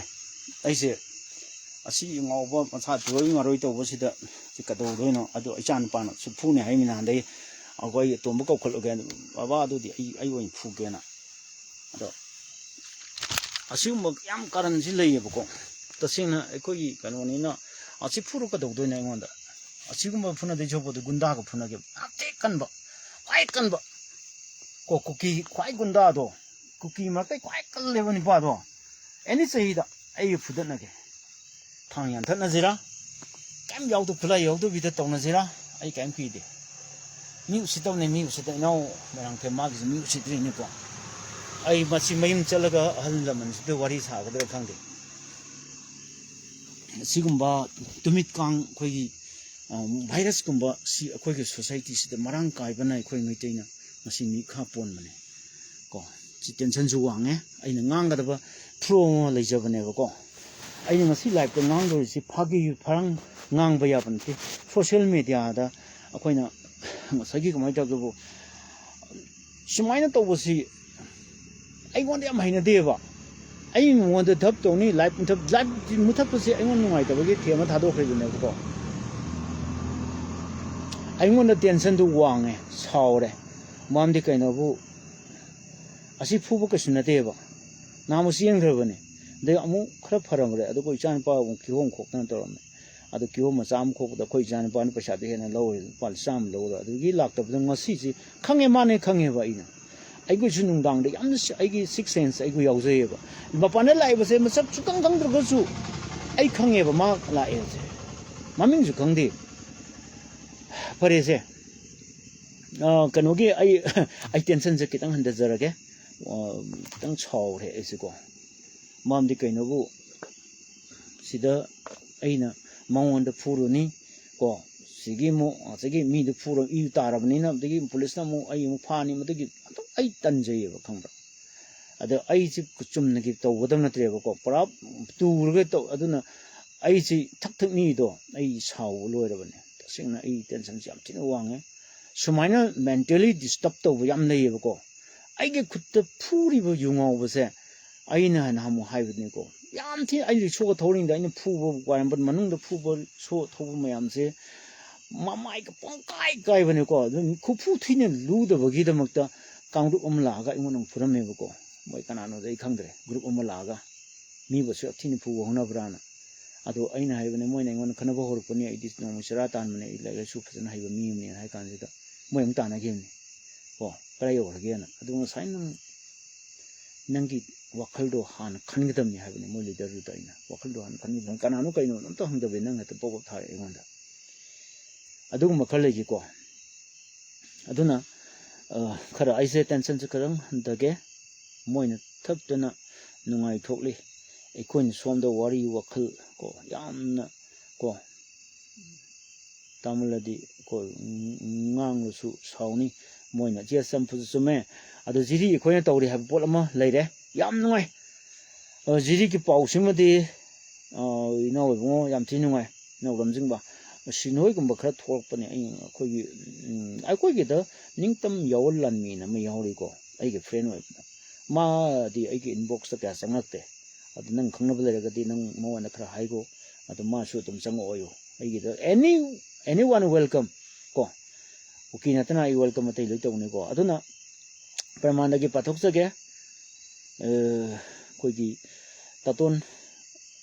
ꯀꯣ ꯑꯉꯥꯎꯕꯗꯨ ꯊꯦꯝꯃꯒ ꯊꯥꯗꯣꯛꯈꯤꯕꯗꯨ ꯐꯔꯦ ꯀꯣ ꯑꯅꯦꯝꯕ ꯀꯣ ꯑꯅꯦꯝꯕꯗ ꯀꯨꯝꯊꯒꯨꯝꯁꯦ ꯃꯤꯅ ꯒ꯭ꯌꯥꯟ ꯇꯥꯗꯕ ꯃꯥꯅꯤ ꯌꯦꯁ ꯑꯗꯨꯅꯕꯨ ꯑꯩꯁꯦ ꯑꯅꯦꯝꯕꯗ ꯃꯣꯏꯒ ꯃꯥꯟꯅꯔꯒ ꯀꯩꯗꯧꯅꯤ ꯁꯤꯗ ꯂꯩ ꯑꯩꯒꯤ ꯈꯨꯠꯂꯥꯏꯁꯨ ꯃꯌꯥꯝ ꯂꯩ ꯑꯗꯨ ꯃꯥ ꯑꯃ ꯐꯨꯕꯗꯤ ꯈꯨꯠꯂꯥꯏ ꯁꯣꯏ ꯌꯥꯎꯗ꯭ꯔꯁꯨ ꯀꯩꯁꯨ ꯅꯠꯇꯦꯕ ꯊꯥꯕꯗ ꯑꯃꯨꯛ ꯁꯨ ꯂꯣꯏꯅꯅ ꯑꯩ ꯇꯁꯦꯡꯅ ꯃꯤ ꯈꯠꯅ ꯆꯩꯅꯕꯁꯤ ꯑꯩꯁꯦ ꯀꯟꯇ꯭ꯔꯣꯜꯗꯤ ꯇꯧꯔꯕ ꯑꯗꯨꯕꯨ ꯇꯦꯟꯁꯟꯗꯤ ꯑꯗꯨꯝ ꯁꯨꯝ ꯀꯩꯅꯣꯝꯃ ꯃ꯭ꯌꯨꯜ ꯑꯃ ꯂꯩꯈꯤꯕꯅꯤꯅꯀꯣ ꯑꯗꯨꯅ ꯉꯁꯥꯏꯒꯤ ꯇꯦꯟꯁꯟꯁꯦ ꯍꯟꯊꯕ ꯌꯥꯗ꯭ꯔꯤꯁꯤ ꯑꯗꯨꯝ ꯋꯥꯡꯈꯠꯂꯒ ꯂꯩꯔꯤꯁꯤ ꯑꯗꯣ ꯑꯩꯁꯦ ꯍꯧꯖꯤꯛ ꯁꯣꯔ ꯃꯔꯝꯗꯤ ꯑꯩ ꯁꯥꯎꯔꯗꯤ ꯁꯨꯃꯥꯏꯅ ꯇꯧꯕ ꯂꯩꯕꯀꯣ ꯁꯣꯔꯁꯦ ꯐꯖꯅ ꯀꯩꯅꯣꯝ ꯇꯧꯔꯛꯀꯅꯦꯕ ꯊꯛ ꯊꯛ ꯅꯤꯜꯂꯛꯀꯅꯦꯕ ꯋꯥ ꯉꯥꯡꯕꯗ ꯑꯦꯕ ꯅꯣꯔꯃꯦꯜꯗ ꯉꯥꯡꯀꯅꯦꯕ ꯃꯤꯒꯤ ꯉꯁꯥꯏ ꯑꯩꯒꯤ ꯁꯥꯒꯠꯂꯛꯏꯕ ꯃꯨꯠ ꯃꯌꯥꯝꯗꯣ ꯌꯥꯝꯅ ꯇꯦꯝꯄꯣ ꯊꯤꯅ ꯋꯥꯡꯀꯥꯟꯗ ꯇꯦꯝꯄꯣꯁꯦ ꯕ꯭ꯔꯦꯛ ꯇꯧꯍꯟꯈ꯭ꯔꯦꯕꯀꯣ ꯃꯁꯤ ꯆꯥꯡꯌꯦꯡꯅꯤ ꯇꯧꯔꯤꯁꯤ ꯑꯦꯅꯤꯋꯦ ꯃꯈꯥ ꯇꯥꯅ ꯍꯧꯖꯤꯛ ꯑꯩꯈꯣꯏ ꯅꯣꯔꯃꯦꯜꯗ ꯑꯩꯈꯣꯏ ꯋꯥꯈꯜ ꯑꯁꯤ ꯑꯩ ꯄꯨꯡ 9 ꯐꯥꯎꯗꯤ ꯑꯩ ꯃꯌꯥꯝꯒꯤ ꯃꯇꯝ ꯀꯥꯏꯊꯣꯛꯆꯒꯦ ꯑꯗꯨꯅ ꯃꯌꯥꯝꯁꯤ ꯄꯨꯈꯠꯄꯤꯔꯛꯑꯣ ꯄꯣꯏꯟ ꯇꯨ ꯕꯤ ꯗꯤꯁꯀꯁ ꯑꯩꯈꯣꯏ ꯉꯁꯤ ꯅꯨꯡꯗꯥꯡꯁꯤꯗꯤ ꯌꯥꯝ ꯃꯔꯨꯑꯣꯏꯕ ꯋꯥꯈꯜ ꯑꯁꯤ ꯂꯥꯟꯁꯤ ꯀꯅꯥꯅ ꯊꯣꯛꯍꯟꯕꯅꯣ ꯂꯥꯟꯁꯤ ꯀꯅꯥꯅ ꯇꯧ ꯍꯨ sponsor this ongoing war conflict ꯁꯤ conflictꯁꯦ ꯀꯅꯥꯅ ꯊꯣꯛꯍꯟꯕꯅꯣ communal riot ꯅꯠꯇꯦꯕ इंडिया कम्युनल राइट तब मैम से था फादेब कामुक अनी फुदनब यानथनब से था फागिदे लोचनगी हेता इंडिया यानथनरजानी कामुक कामुक से खाइदोकना याम फुनरजानी अदुबो अखोइगी सिदी कुइरेब तौर सही अमग मखाइ से मसी पोपीगा मरी लोइ लैनेबा मैतै मसा सिंग फमनाइबा सिंगदा पोपी की बिजनेस तौबद शेयर यावी है रिपोर्ट अम लापसिदनेबा अइन गाउरिस मसीदनेबा अइन कोक्से साइसे मसीनने लान चोलोय लोय यादेसे पोपी से हेक थारेगै लान लोय लोय हाबगी पोट अम लाएबा अदुगी अखोय ऑनरेबल हाइनिंगद्रे ऑनरेबल एमएलए सिंगसे मखोयने लौगदबा अइन ngасai responsibility हाबदो risk and responsibility से मखोयगिने करिगिनो लेबाक से Moin ngakpane assembly हाबम लेयबको Manipur legislative assembly 60 members सिंगी आई इसामक चंगुरे आई पुनसी की अहान बनी चंगिदो हंदक सही दा इसंगुबनी फोटो आई बैक त यावरिबो फोटो दो पका का या बनते आई कार्ड यालग आई अहान ब पुनसी की अहान ब assembly चंगबगी फोटो assembly यावरुबगी फोटो को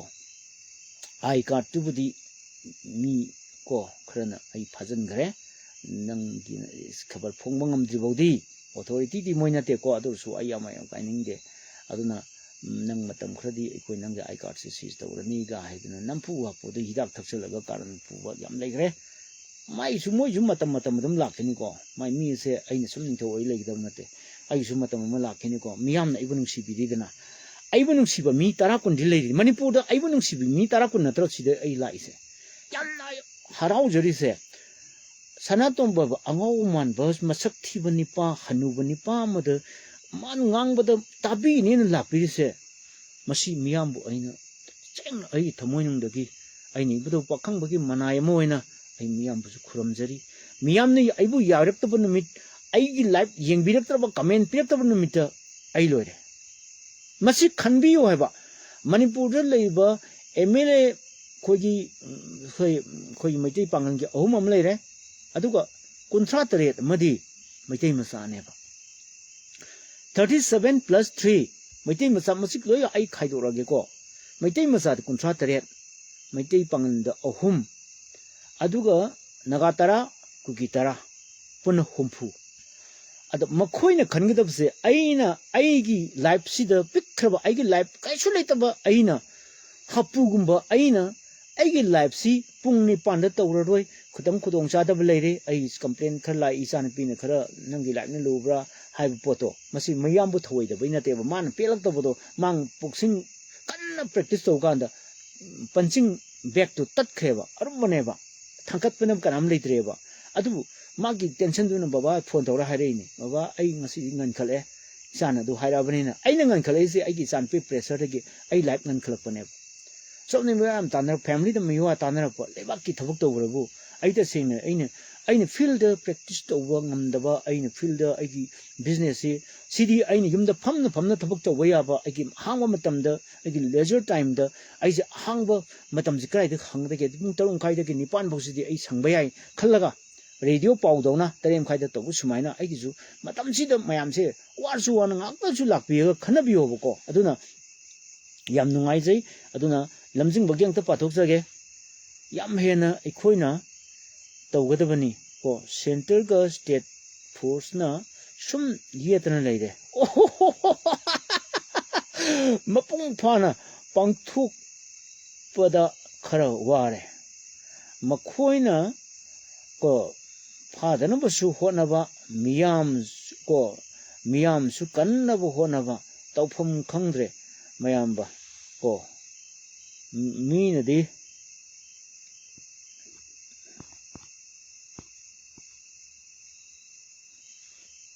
as yam phajari ni ko sidi tom nungsi le pung nungsi yam tin nungsi lamjing ba pit pi da ye oi ba noina lawri ba nang sungna ki kangbu nangi mayam du na punjalaga nang so hai gre ikoi apun bagi oina thabuk tawre magi party do adu magi lup tu ton na thokhrabani na adu magi letter hetu leina rabani magi kanom leina rabani no adu umbrella amagi makha da tupaga thabuk tawre ta bada ai mayam da su mukul ani anu law thokchari ko duga masagi kari aitare member mina di ko ngamaloi ko mina di ngamaloi ko angamba thak to hotnagani miyam gi damak good brave lion a brave lion ko a good statesman from a brave heart brave lion haibadare aina title do pege ko ai pun thawchari aikogi inaw bungobo adubu aina se kumun sapkyung pa thokchage ai sipa de mang kanom to so ai supplement am to tawjage karigino bu noisla amdraba ko barma da sum leirama ba aikoi na tak tawni jagoi sar ril nami ba ko mayam se phangamaroi a leiri pak yom ma sai pulap aikoi massacre hai ko pulap hat pa si massacre ko pulap jalin wala bak massacre hai do pulap British na kono thoma kumai kanom do thong sala ko kapchin mane ko atun jalin wala bak massacre na thammi do British matam da aduna masagi aduna Punjab ta thokriba adumaina aikoi su torumba yai ko aduna massacre tho ondana aikoi su defensive play chana lereba winning play sungsan sana dreba yamna phajaba wani akoi winning play sana ge habane bo akoi gi khun ngak pasing hari se winning play sana thado adu moina chokyam thajal isina chiden chongba ya roi noi thokro natragana noi saida khun ngak pam ta lebi ya roi loi phani na koi tan ta na khulai ju phabi re phas mayam phagre mi ju phabi re ha moina ngak pra di ngak te moi di kuki ngak pala mane machine blue sine be assembly khanabi hoi se article 355 se line ma ka din lokthok piro assembly na het madu move am to biro adu hangba yai huji article 355 sanne riba chanda braise assembly da aina khambi hoi se adadi compulsory RTI thadra su yare adu da dum to biro nai biro ba opposition jam nai ba kan ba yam layam legani moi manga do soi da taklakani ko mari leina ba khoi wari sajage ba ko ai wari sajage aduna assembly si pham da su ya yak da badagi ai si su kok khale atu itati political solution natra di su ya roi da maramna ko akuto idari political solution si kamai la ka de adu ti ai ko assembly so ma assembly pham ma le di na singmai rong de le di na mi ga chok chok bo holam le yi ko konung gum ba yam ngai ba pham su ngai sa ti ngai phajam phajai ai punsi ga han ma sang mani ngawi som nong chali raon chat pa ya bane ko som nong chakan som nong tai ngasai gi chang re thokong khang da chak view chang bagi ngaw do admai ai su ngawi ko adai moina som nong chali su do ma chalu sumai chalo adai ngatang ga ji khal le ko adai ai ngasai krom de chang ki som da chaw man gi ko ngawe ba phajai ba congress matam sabiram mane ko congress fu thagal ei to bodu moina matam na mi khara siram bodu halam bodu ko gi rosing kogi la missing maitai la missing khar halambado doktak ta ge kaino operation summer storm ga toromodo adu umdu khar pen gi diba ko miyamna aina haibana te miyamna haibane aduna kuman chapke I pakrok sage chumchat ngakta su yadaba ko matang khradi leibra khanja yes apang chumjagi wari matam jage ko chumna chalu haibas da mi yim le masu kairak thar kar sum chatle have poto madu tawba yam yauri ba adudi yade adu sunya yaroi ko adagi mu lanji kogi ko chong ba kangpum si yauri lanji the direct sang bato da ba lanji the di miyam di lan yauri hai ba asing ba lan di yaung da ba si sum yauri ba ko ai masak ama ai kaito pan ado ai ngon su nang ngai du kana no ga hang psu yaroi ko noi rai sunate ai ne khum psu yade noi na hang psu yade aduna masi dani tawri sinje pinau lamjing bana hai am chumme ba ko disturb to thado kapthan ge ha bane ba miti masa gi thona ji ngone amana makhong su punjale mami su punjale makhut su punjale phunawe ai punjale de akhoi ni pina tin phuroidra ha phuna aseng ba real fight de ai ne akhoi ni pi ngamdoi ne ba michu punjale kuchu punjale ha adadi soinai ba man su phu gi ne ba ngonda aduni kuki ga maite ga tawna libu war se maite gi na lengba su ya de ha ba mo gi na free moment adu ngasi ngarang da gi khar ata phong na ba hore video na singba club ki secretary ngasai gi som gi thamna pok pi gi moi secretary yam thagale ai live ta law thoi sini mana ga hindi da hai boy de boy man changla ga ngang bu do mana ga maro gan to bu do yam nungai ba ko adai moi na ga changla ga moi gi camp da army camp da nai ka do lai na video chak nam muk bu do ai oh my god mai dai massage adu oi ga da bane adu mai ga to ngam khidri karam ta ngam khidri ko andugi power do ai khale ai ngi post thang le ni chingkong singya da leiba mi jing jina khoi chwai da leiba mi de ki thona phaba hela bra ko aduna yam nungai ba ko masi aingon da madugi thona ma khak ai loi phajaba post khai de ai loi share tawi phajaba post amata share taw moi nupi jagoi sabi gi amata post taw mo angta yeng view post taw amta so ai muthake ko ai ba soi dina taw amta ra su nupi jagoi sabi gi reel nambi gi amata soi post taw ado ai gi dignity yam soe ba ko ai gi integrity yam soe hantaba ta ke thabak ti ai taw ro hojik ai gi le se ai gi mindset tu yeng view yam clear cut ta ai chan pa kokla ke sakro ma sakri dino ko mai pathabam ne se nisa khaibam ne ba adu tawu sine bai haji mogi standard di labor class adu di ko labor ni adu khena ba je moi thak pa sa nga oble ba adu yam hai singna ai ju chalang ri dun ko akoi lamjing bula am di ma dum tong ni aruna khana dun ma thadok ri dun ko ai lab su ka hendre ko kan ai live muthalam ba ngosai ma thakti dar ni to ai live muthatna ai tham do anyway to itarati ai khoi gi marakta mahik mayam lebase timpa khoi gumba mayam lebase machine su ikhoi ye khuro thangba masa amane ko koki gi spy oi bu su mai tim sa mayam yauri ba paisa gi dam khallaga kwai gi tamthiri si machine ba akhoi gi marakta yauri se mashi ikhoi de pau pire in aduga koki marakta chalaga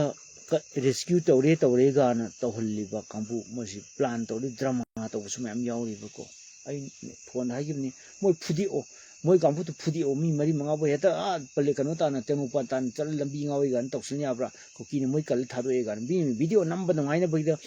but pre plan ne drama ne tawgrabne se lan ho pa khui dring tawram thawalam de tawram ne ai hai gim moi phudi o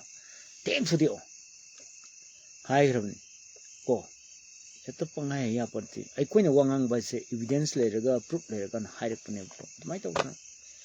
ai koi si muktung punsan ba ya bra na lamjing mai koi je muktung yeng si ko hoi khada di wakalon man da ba mama pa man rak ta ba I man rak ta ba mayang gi isu mayam yang sele yan barma gi I khar yan jen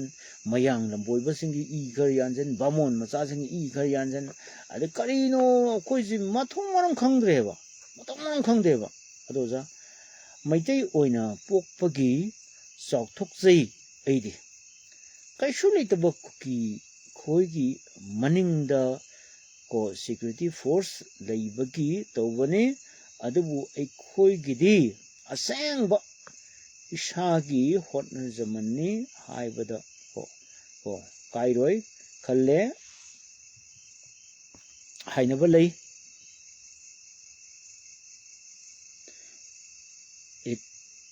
a quiet sea never makes a good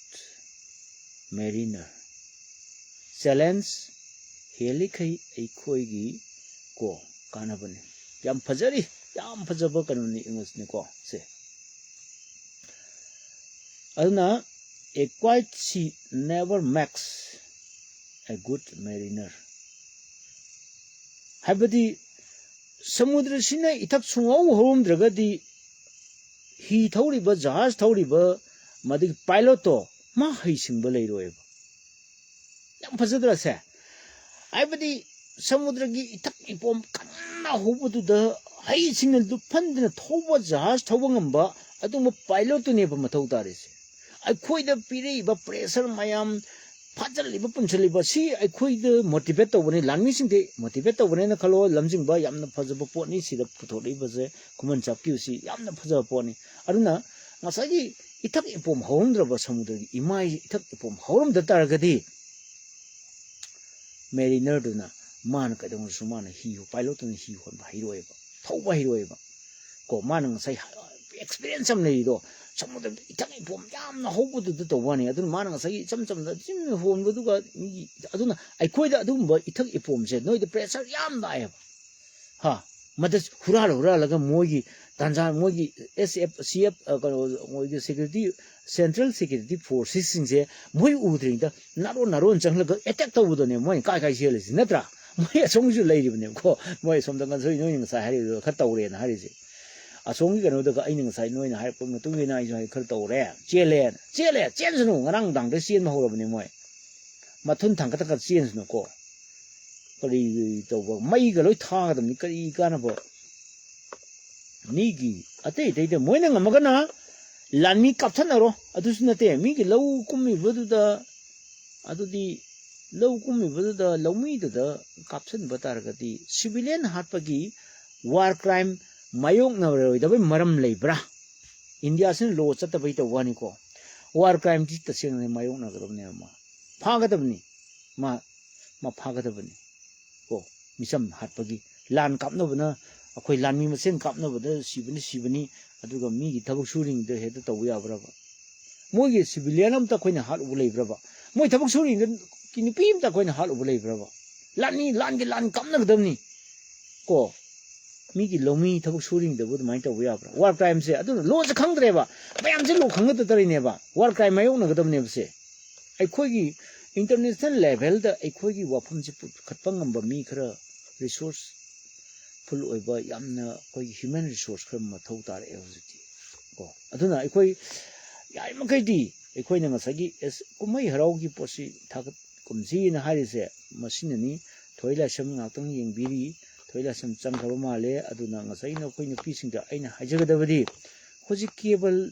ko makeup tauba de ke dhaba matam nati koi reel number matam nati adomda kok am thada gidadi adu potna mina share paktau tawraga noida budi kana bala ko paisa kitang phangba yai madun Facebook ta paisa khara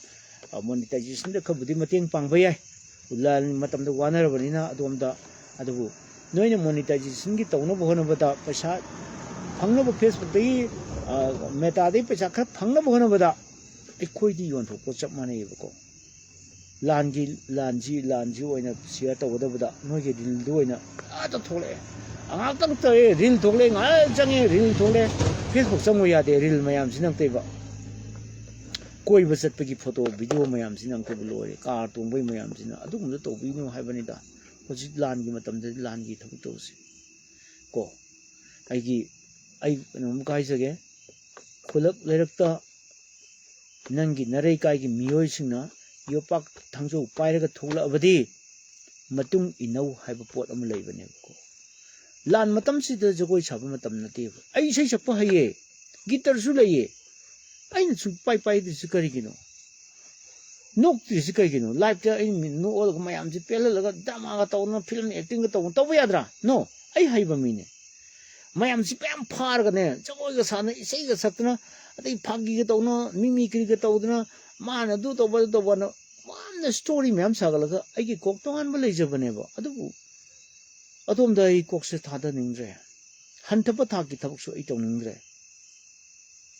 Pau a sing below me am the Pau Dam Java. Adugo, Pau to give feedback. Another one a Pau to give Nainaba, I pame. Washing say, Carita, quick solution lakani. I quite command Akonazi, I quite say, come on, Punzanzige.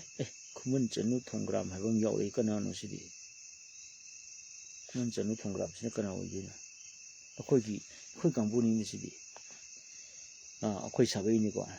Make an anno the country and numbing to heart had a minidima.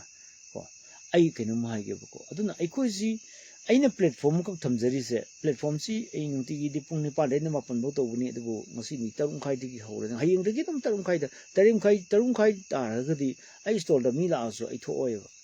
I can't go ever. Mamdi Matam Sadramina. I push a palm deboko. My am interested. I sent palm dev. I sent from one palm dev. Miam sinner eggy life to so Yabiraga meet Mangatara Yabiraga. Solution of Porpa, at the Wakalonje Putonapa. 2 heads are better than 1. I in Kangi Dikats up. Kasunati. Miam sinner Magi Wakalonje Putonaka platforms in Nainaraga. I power the Doctor, I did pause about the mumming labors nati. In also than the way don't quite was nati 80. Go. Celebrity sunate. Some of the journalists more iramba. Go. I guess in Pampami more iramba. Like her Pajova. I know Masigi Matanga subject her the in a Kanjava. I know Kanjava Sida Miamna go. Tauhijan Biro. My chang never. I know Jersey. I do go. I quite platform of Kamisana to Moko Woman platform of Tamakamiti community Punjan Bayanaba. Quite always yawning the Mintoksuno, Kasukai. I walk alone, Chana the Bakampo, Kasukai. Me, Amigate Padipai, the me, Mangatra, the Pulaga, Koshika, the Uja, idea to put on the 1,000 in the inner. Not already a quickie future there. I Nigeria, Hana, and something to Hireko. Our future is dark. The future of Meitei is dark, cloudy. Yamtin Mam Grazani Tungi hot Livzante Koi Angan Bamachen to Udabane Koi Tungse Quick am Queen Hinduino Jari Vasinjak Mapalam de Puchalapangata Har Yom of Wonata Go Aduna Patapum Danaba, half of a chemical, half of a pot Ankani. Quite Zariba, she does Zari Mayamze, Kamen Zoo, injection capaba, Adegi, Gobi, a Sony Purple, injection capaba, Adegi, Koisida Puriba, Bellandry, injection capaba, Haira, Since Loin Capaba Makaniko, Mashi Charga, quick campaigning, kidney, Nare, Quality, Mayamze, Loin Machina, Equisi, Kaito Viagi, Eco organic farming, the Wasuai, Mimonagi Pan Danganaba, Hosi Girum Pang the problem. Highway heck think with again, highway think with again, Hosi Girum Pang the Yirum Momansu, Taptain Wangre, Yirum Zupang de Masika Gino, Eco Yirum Popi, Yenbi Masim Yam the Begineva. Eco Isana Yirum se, Eco Isagi sufficient in a Putopusum the river. Mi Pantangale river. Nese highway 16 Gimatum the Tamata Gimatum the Equise. Wakal Karitani Mapangi Nase Plap Tinjan Matamda was it Nagi Mamal Wakalatra I read that Eco Nayo for me, Masingam Hinklakaneva. Go, Karela de Rupanang sit out any.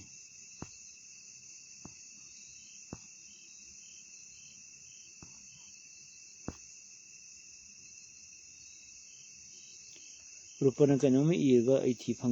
Karela de Nakanum High. Anyway, I do it target Equise Kaito Sike. What shall we do? A quasi the cook Tadagadam go. I subtana Nipan delusion gecko, Tarik Yankay Tare. Oh, lay. Subsan lay. Hai cái nụ. Gari tu đi rồi. Gari tu đi rồi. Đi rồi.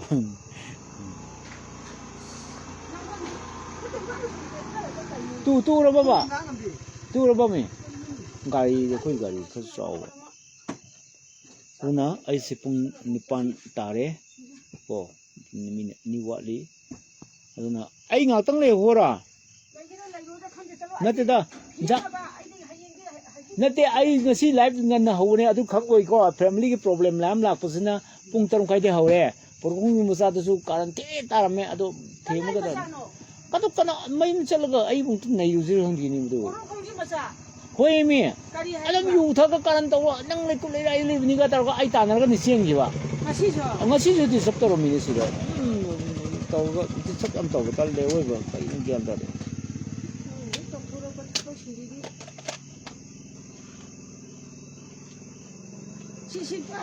Khare le dio za se soidana phabi gi ni ko ai ba ngare aduga ngasagi Manipur se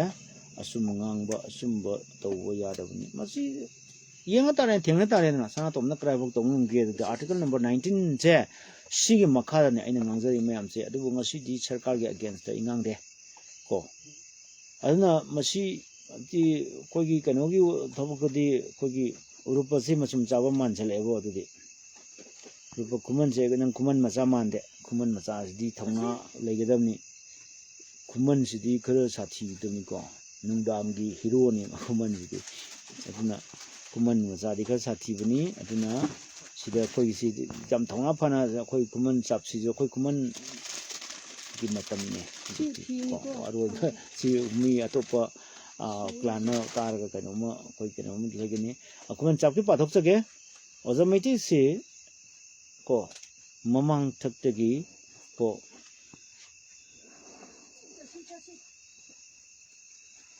mamang thaptasu mutlurabagumane ko ishagi horupam buya phawba mai tharuba adubu ko phonics haiba usek ko phonics haiba usek kumna revival ngamba maitei Kanjai, we will come back. Yes, right, absolutely right. Mandi kaino bo ikoisi hingbagi punsi lifestyle everything changed all. Ningtho usna man ngamme na noi Hindu lining the on gera oloira ekoi oloi kambu na ngabong kau hapchang krani adum hing na adum ngabong kau do matona pu kunjang gane dugo isum nung putuk tor ta masi lokak ngami thi ko we lolam le rame loktak ngami thi ba se phachaba lon nate ko se ni hat pan hagni chuji mutung ngasi di ai gi fans yam thengida aduna nang nganding ngal libni ta senga di sapchana laksabani aina soibani ai gi live lotion ba matam yaw podo ai ke gi no bu nungti gi hoi ngasi bu dei kitang chon jage ko kai gi no bu aina soibani ai gi schedule do aina on time thangdi bani nungti gi pung ni pan daina mapan bok to matam jita ai gi chanpi chau langpa family di chau langba yauna rakpa matam ji time ten ai hayeng no ala ngata thauchana ga damina ai gi simda adigi hojik chang kumai je abanang ai se ai gi kickback se hayeng ayu thinbai chan yana bagi damangta semam mu hojik kumak panang dang sida ai chingkhal udoi nyam moi ahum mai da khoi ahum mai da chingkhal udoi aduna na insang thongi ba thongde ba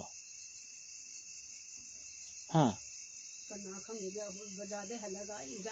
adu nang phone da pau hondro ba ibo nang kaino lakne lakthei di ira lawai khangmi kana kai gana ba ha nama ko no hibro singai kai bu lai ba ha moi chang da ba phairing turing ai sai jang su lawai haidra kana yari to paisa di kona brang sai pi gi do ai khang ni nama pula ne je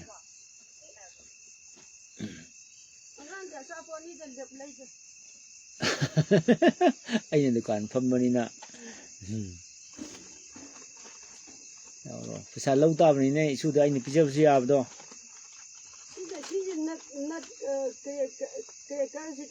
ꯑꯩꯁ ꯑꯗꯨꯗꯤ ꯀꯨꯟꯅꯦꯍꯦ ꯀꯩꯅꯣ ꯍꯦ ꯃꯣꯔꯣꯛ ꯁꯥꯕꯤꯗꯣ ꯅꯪ ꯍꯥꯏꯁꯦ ꯃꯣꯔꯣꯛ ꯁꯥꯕꯤꯗꯨꯔꯣ ꯀꯩꯅꯣꯅꯦ ꯃꯤ ꯀꯔꯤ ꯁꯤꯠꯇꯅꯤꯒꯦ ꯃꯤ ꯂꯩꯁꯥꯕꯤ ꯄꯥꯈꯪ ꯃꯌꯥꯝ ꯂꯥꯛꯏ ꯀꯩꯅꯣ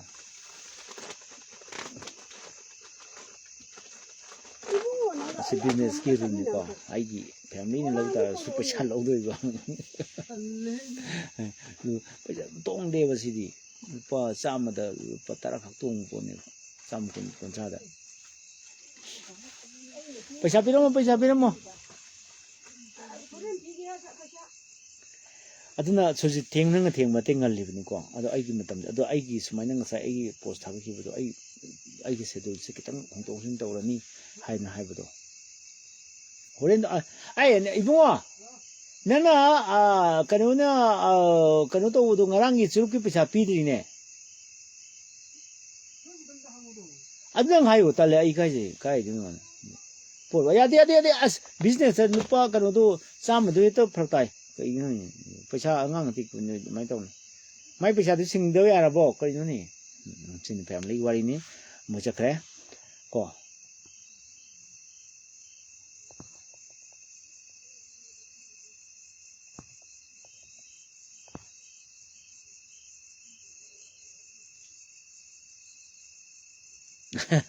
kuma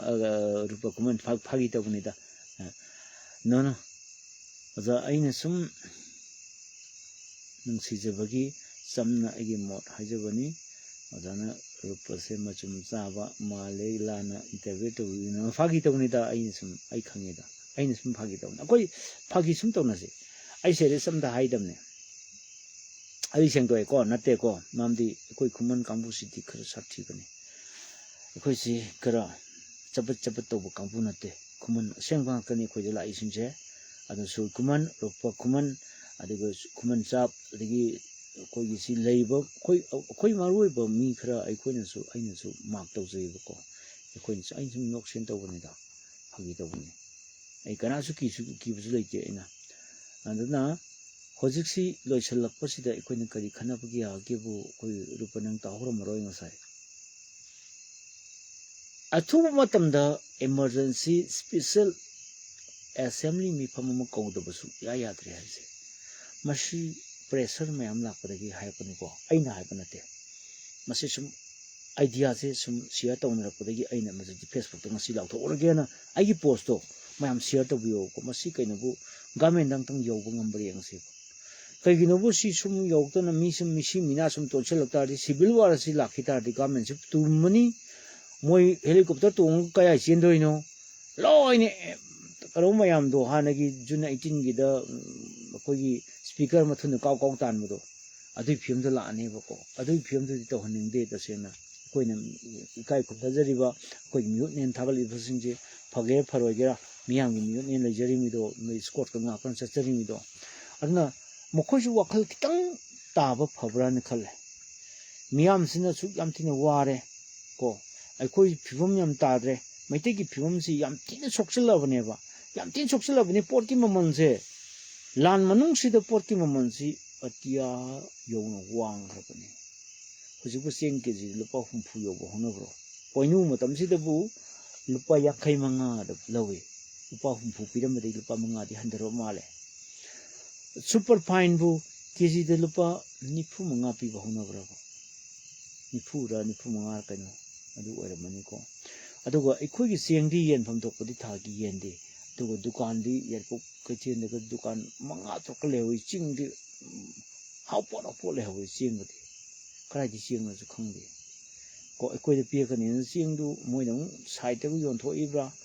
mafum marang khangde mana thokpa tawni adu ngasi jimu khoi karano roja na pi ra kanano ni pi na comment chepadu 공원은 가면 저것이 디자인 또 생각 빠이고 뭐 가면 저것이 미 암틴도 보내고 라이기 더럼도 세나고 보내고 아도가 거기 컬처도 마링 마랑 뭐 포스토리 란막시도 란데 기땅 태국서게 아도나 ꯑꯩꯈꯣꯏꯁꯦ ꯑꯩ ꯂꯥꯏꯐꯁꯦ ꯂꯣꯏꯁꯟꯅꯕ ꯇꯧꯒꯦ ꯀꯣ ꯑꯗꯨꯅ ꯑꯩ ꯉꯁꯥꯡ ꯁꯦꯗꯨꯜ ꯈꯤꯇꯪ ꯑꯣꯟꯅꯈꯤꯕꯗꯨꯅ ꯑꯩꯁꯦ ꯉꯁꯤꯁꯤ ꯑꯩꯈꯣꯏꯒꯤ ꯁꯦꯗꯨꯜꯁꯦ ꯈꯤꯇꯪ ꯑꯣꯟꯊꯣꯛ ꯑꯣꯟꯁꯤꯟ ꯇꯧꯕꯗꯨꯅ ꯑꯩ ꯈꯤꯇꯪ ꯆꯣꯟꯊꯖꯕꯅꯤ ꯑꯩꯁꯦ ꯂꯣꯏꯁꯟꯕ ꯃꯇꯝꯗꯤ ꯑꯣꯏꯔꯕꯅꯤꯀꯣ ꯑꯩꯒꯤ ꯂꯥꯏꯐꯀꯤ ꯃꯇꯝꯁꯤ ꯂꯣꯏꯁꯟꯕ ꯃꯇꯝꯗꯤ ꯑꯣꯏꯔꯕꯅꯤ ꯑꯗꯨꯅ ꯑꯩꯈꯣꯏꯒꯤ ꯃꯅꯨꯡ ꯅꯠꯇꯦ ꯑꯩꯈꯣꯏꯒꯤ ꯀꯔꯤ ꯍꯥꯏꯇꯥꯔꯦ ꯃꯩꯇꯩꯁꯤ ꯐꯤꯕꯝꯗꯤ ꯁꯥꯊꯤꯅ ꯁꯣꯛꯑꯦ ꯌꯥꯝ ꯊꯤꯅ ꯁꯣꯛꯑꯦ ꯌꯥꯝ ꯊꯤꯅ ꯁꯣꯛꯄꯕꯨ ꯑꯩꯈꯣꯏꯁꯤ ꯂꯧꯈꯠꯄ ꯌꯥꯗꯅ ꯀꯤꯟꯊꯔꯕꯅꯤ ꯀꯣ ꯂꯥꯟ ꯃꯅꯨꯡꯁꯤꯗ ꯅꯤꯁꯥ ꯆꯥꯕ ꯆꯥꯡꯁꯤ ꯌꯥꯝ ꯊꯤꯅ ꯋꯥꯡꯈꯠꯂꯛꯏ ꯀꯣ ꯑꯗꯒꯤ ꯂꯨꯠ ꯄꯥꯠ ꯇꯧꯕꯒꯤ ꯆꯥꯡꯁꯤ ꯌꯥꯝ ꯊꯤꯅ ꯍꯦꯟꯀꯠꯂꯛꯏ ꯀꯣ ꯑꯁꯤꯒꯤ ꯃꯅꯨꯡꯁꯤꯗ ꯑꯃꯨꯛ ꯃꯔꯨꯞ ꯈꯣꯝꯕꯤ ꯀꯥꯡꯕꯨ ꯑꯃꯁꯨ ꯃꯌꯥꯝ ꯑꯃ ꯍꯦꯟꯀꯠꯂꯛꯏ ꯍꯥꯏꯕꯗꯤ ꯉꯁꯥꯏ ꯄꯣꯠ ꯌꯣꯟꯕꯤ ꯁꯤꯌꯥꯔ ꯇꯧꯕꯤ ꯈꯨꯗꯥꯎ ꯂꯥꯏꯟ ꯁꯝꯕꯤ ꯀꯥꯡꯕꯨꯁꯨ ꯃꯌꯥꯝ ꯑꯃ ꯍꯦꯟꯀꯠꯂꯛꯏ ꯑꯩ ꯃꯣꯏꯗꯨ ꯐꯩ ꯐꯠꯇꯦꯅ ꯑꯩꯅ ꯀ꯭ꯔꯤꯇꯤꯖꯝ ꯄꯤꯕꯒꯤ ꯃꯊꯧ ꯇꯥꯗꯦ ꯑꯗꯒꯤ ꯑꯃꯨꯛ ꯐꯣꯟ ꯁꯦꯀꯦꯟ ꯍꯦꯟ ꯌꯣꯟꯕꯒꯤ ꯆꯥꯡꯁꯦ ꯁꯥꯊꯤꯅ ꯑꯃꯨꯛ ꯍꯦꯟꯀꯠꯂꯛꯏ ꯁꯣ ꯇꯧꯕ ꯃꯌꯥꯝꯁꯤ ꯅꯠꯇꯦ ꯑꯩꯈꯣꯏ ꯇꯧꯔꯛꯏ ꯃꯥꯡ ꯉꯝꯅꯕ ꯕꯤꯖꯤꯅꯦꯁꯄꯨꯗꯤ ꯑꯣꯏꯔꯝꯕ ꯌꯥꯏ ꯑꯗꯨ ꯑꯣꯏꯔꯒꯁꯨ ꯂꯩꯅꯀꯣ ꯑꯩꯈꯣꯏꯁꯤ ꯂꯥꯏꯐ ꯁꯤꯌꯥꯔ ꯇꯧꯔꯒꯗꯤ ꯒꯤꯐ ꯐꯪꯅꯤ ꯑꯗꯨ ꯄꯣꯠꯁꯤ ꯃꯇꯝꯁꯤ ꯑꯩꯈꯣꯏꯗ ꯌꯥꯝ ꯃꯥꯡꯍꯜꯂꯦꯕ ꯃꯌꯥꯝꯁꯤ ꯂꯥꯟꯁꯤ ꯗꯥꯏꯚꯔꯠ ꯇꯧꯕꯒ ꯃꯥꯟꯅꯔꯦꯕ ꯑꯗꯨꯅ ꯑꯩ ꯅꯣꯡꯃꯇ ꯃꯣꯏꯒꯤꯗꯣ ꯑꯩ ꯒꯤꯐ ꯃꯌꯥꯝ ꯄꯤꯅꯤ ꯍꯥꯏꯔꯒꯁꯨ ꯀꯣ ꯑꯩ ꯅꯣꯡꯃꯇ ꯁꯤꯌꯥꯔ ꯇꯧꯗꯦꯕꯀꯣ ꯑꯩ ꯃꯣꯏꯒꯤ ꯃꯣꯕꯥꯏꯜꯒꯤ ꯑꯗꯨꯒꯤ ꯑꯗꯥꯒꯤ ꯇꯧꯔꯤꯕ ꯁꯦꯀꯦꯟ ꯍꯦꯟꯒꯤ ꯇꯧꯔꯤꯕ ꯃꯌꯥꯝꯗꯣ ꯑꯩ ꯅꯣꯡꯃꯇ ꯁꯤꯌꯥꯔ ꯇꯧꯗꯦ ꯁꯤꯌꯥꯔ ꯁꯨꯡꯇꯧ ꯇꯧꯗꯦ ꯒꯤꯐ ꯐꯪꯅꯤ ꯍꯥꯏꯔꯒꯁꯨ ꯑꯩ ꯑꯗꯨꯒꯨꯝꯕ ꯑꯔꯦꯝꯕ ꯆꯥꯕ ꯃꯤ ꯅꯠꯇꯦꯕꯀꯣ ꯑꯩ ꯑꯗꯣꯝꯗ ꯄꯣꯠꯁꯤꯡꯁꯦ ꯃꯌꯥꯝꯁꯤ ꯗꯥꯏꯚꯔꯠ ꯇꯧꯗꯅ ꯂꯩꯔꯦ ꯀꯣ ꯑꯗꯨꯅ ꯑꯩꯒꯤ ꯂꯥꯏꯐꯁꯤꯗꯤ ꯇꯁꯦꯡꯅ ꯁꯤꯌꯥꯔ ꯇꯧ ꯍꯥꯏꯕ ꯌꯥꯝ ꯁꯦꯟꯁꯤꯇꯤꯚ ꯑꯣꯏꯕꯗꯨꯗꯤ ꯁꯤꯌꯥꯔ ꯇꯧ ꯍꯥꯏꯕꯅꯤꯀꯣ ꯑꯗꯨ ꯅꯠꯇꯅ ꯑꯩꯅ ꯃꯣನಿꯇꯥꯏꯖꯦꯁꯟꯒꯤ ꯑꯩꯒꯤ ꯈꯨꯗꯣꯡꯆꯥꯕ ꯐꯪꯅꯕꯒꯤꯗꯃꯛꯇ ꯑꯩ ꯇꯧꯕ ꯅꯠꯇꯦ ꯑꯗꯨꯅ ꯑꯩ ꯉꯁꯤꯒꯤꯗꯃꯛꯇꯗꯤ ꯑꯩ ꯂꯥꯏꯐꯁꯦ ꯂꯣꯏꯁꯤꯟꯅꯕ ꯇꯧꯒꯦ ꯃꯤꯁꯨ ꯌꯥꯝꯅ ꯌꯦꯡꯗ꯭ꯔꯦ ꯃꯤ ꯑꯃ ꯑꯅꯤꯗ ꯉꯥꯏꯔꯦ ꯑꯩꯅ ꯎꯖꯔꯤꯁꯦ ꯑꯗꯨꯅ ꯍꯌꯦꯡꯁꯤ ꯂꯥꯛꯄꯤꯔꯣ ꯄꯨꯡ 6:30 ꯆꯞ ꯆꯥꯅ ꯑꯩ ꯍꯧꯔꯒ 9ꯗ ꯖꯁ ꯂꯣꯏꯁꯤꯟꯖꯒꯦ ꯑꯗꯨꯒ ꯑꯩꯒꯤꯁꯤꯁꯨ ꯐꯦꯃꯤꯂꯤꯒꯤ ꯃꯦꯟꯇꯦꯅꯦꯟꯁ ꯐꯦꯃꯤꯂꯤꯒꯤ ꯀꯩꯀꯩ ꯑꯣꯏꯕ ꯀꯩꯒꯨꯝꯕ ꯈꯔ ꯑꯗꯨꯝ ꯇꯧꯕꯤꯌꯨ ꯑꯗꯨꯒ ꯗꯦꯠ 13ꯁꯤꯃꯗꯤ ꯍꯣꯏ ꯂꯥꯟꯁꯤꯅ ꯌꯥꯝ ꯍꯦꯟꯖꯟꯈ꯭ꯔꯗꯤ ꯈꯪꯗꯦꯀꯣ ꯑꯗꯨꯒ ꯌꯥꯝꯅ ꯂꯩꯕꯥꯛꯀꯤ ꯏꯔꯥꯡ ꯂꯩꯇ꯭ꯔꯒꯗꯤ ꯑꯗꯨꯝ ꯕꯣꯛꯁꯤꯡꯒꯤ ꯐꯥꯏꯅꯦꯜ ꯑꯩꯒꯤ ꯏꯆꯥꯅꯨꯄꯤꯒꯤ ꯗꯦꯠ 13ꯗ ꯈꯨꯃꯟ ꯂꯝꯄꯥꯛꯇ ꯒꯚꯔꯅꯔꯁ ꯀꯞꯀꯤ ꯐꯥꯏꯅꯦꯜ ꯂꯩ ꯂꯥꯛꯄꯤꯌꯨ ꯕꯣꯛꯁꯤꯡ ꯌꯦꯡꯕꯤꯌꯨ ꯅꯠꯇ꯭ꯔꯒꯅ ꯂꯥꯛꯄ ꯈꯨꯗꯣꯡ ꯆꯥꯔꯣꯏ ꯍꯥꯏꯔꯒꯅ ꯑꯩꯒꯤ ꯐꯦꯁꯕꯨꯛ ꯂꯥꯏꯚꯇ ꯌꯦꯡꯕꯤꯌꯨ ꯃꯤ ꯌꯥꯝꯒꯗ꯭ꯔꯅ ꯈꯜꯂꯤ ꯅꯨꯃꯤꯠꯇꯨꯃꯗꯤ ꯀꯣ ꯑꯩ ꯕꯦꯇ꯭ꯔꯤꯁꯤ ꯑꯃꯁꯨ ꯄꯨꯒꯦ ꯑꯦꯛꯁꯇ꯭ꯔꯥ ꯑꯃꯁꯨ ꯄꯨꯒꯦ ꯑꯗꯨꯅ ꯍꯧꯖꯤꯛꯁꯤ ꯃꯩꯁꯤ ꯄꯨꯠ ꯇꯧꯔꯛꯑꯦ ꯀꯨꯏꯔꯦ ꯑꯩꯅ ꯇꯧꯔꯛꯏꯁꯦ ꯑꯗꯨꯅ ꯑꯩ ꯉꯁꯤꯒꯤꯗꯃꯛꯇꯗꯤ ꯑꯩ ꯃꯌꯥꯝꯗꯒꯤ ꯀꯥꯏꯅꯕ ꯌꯥꯊꯪ ꯅꯤꯖꯔꯤ ꯏꯅꯕꯤꯔꯁꯤ thank you so much for watching my live video ꯈꯨꯃꯟ ꯄꯨꯟꯁꯤꯕ ꯍꯤꯗꯤ ꯀꯣꯟꯁꯤꯟꯕꯤꯔꯣ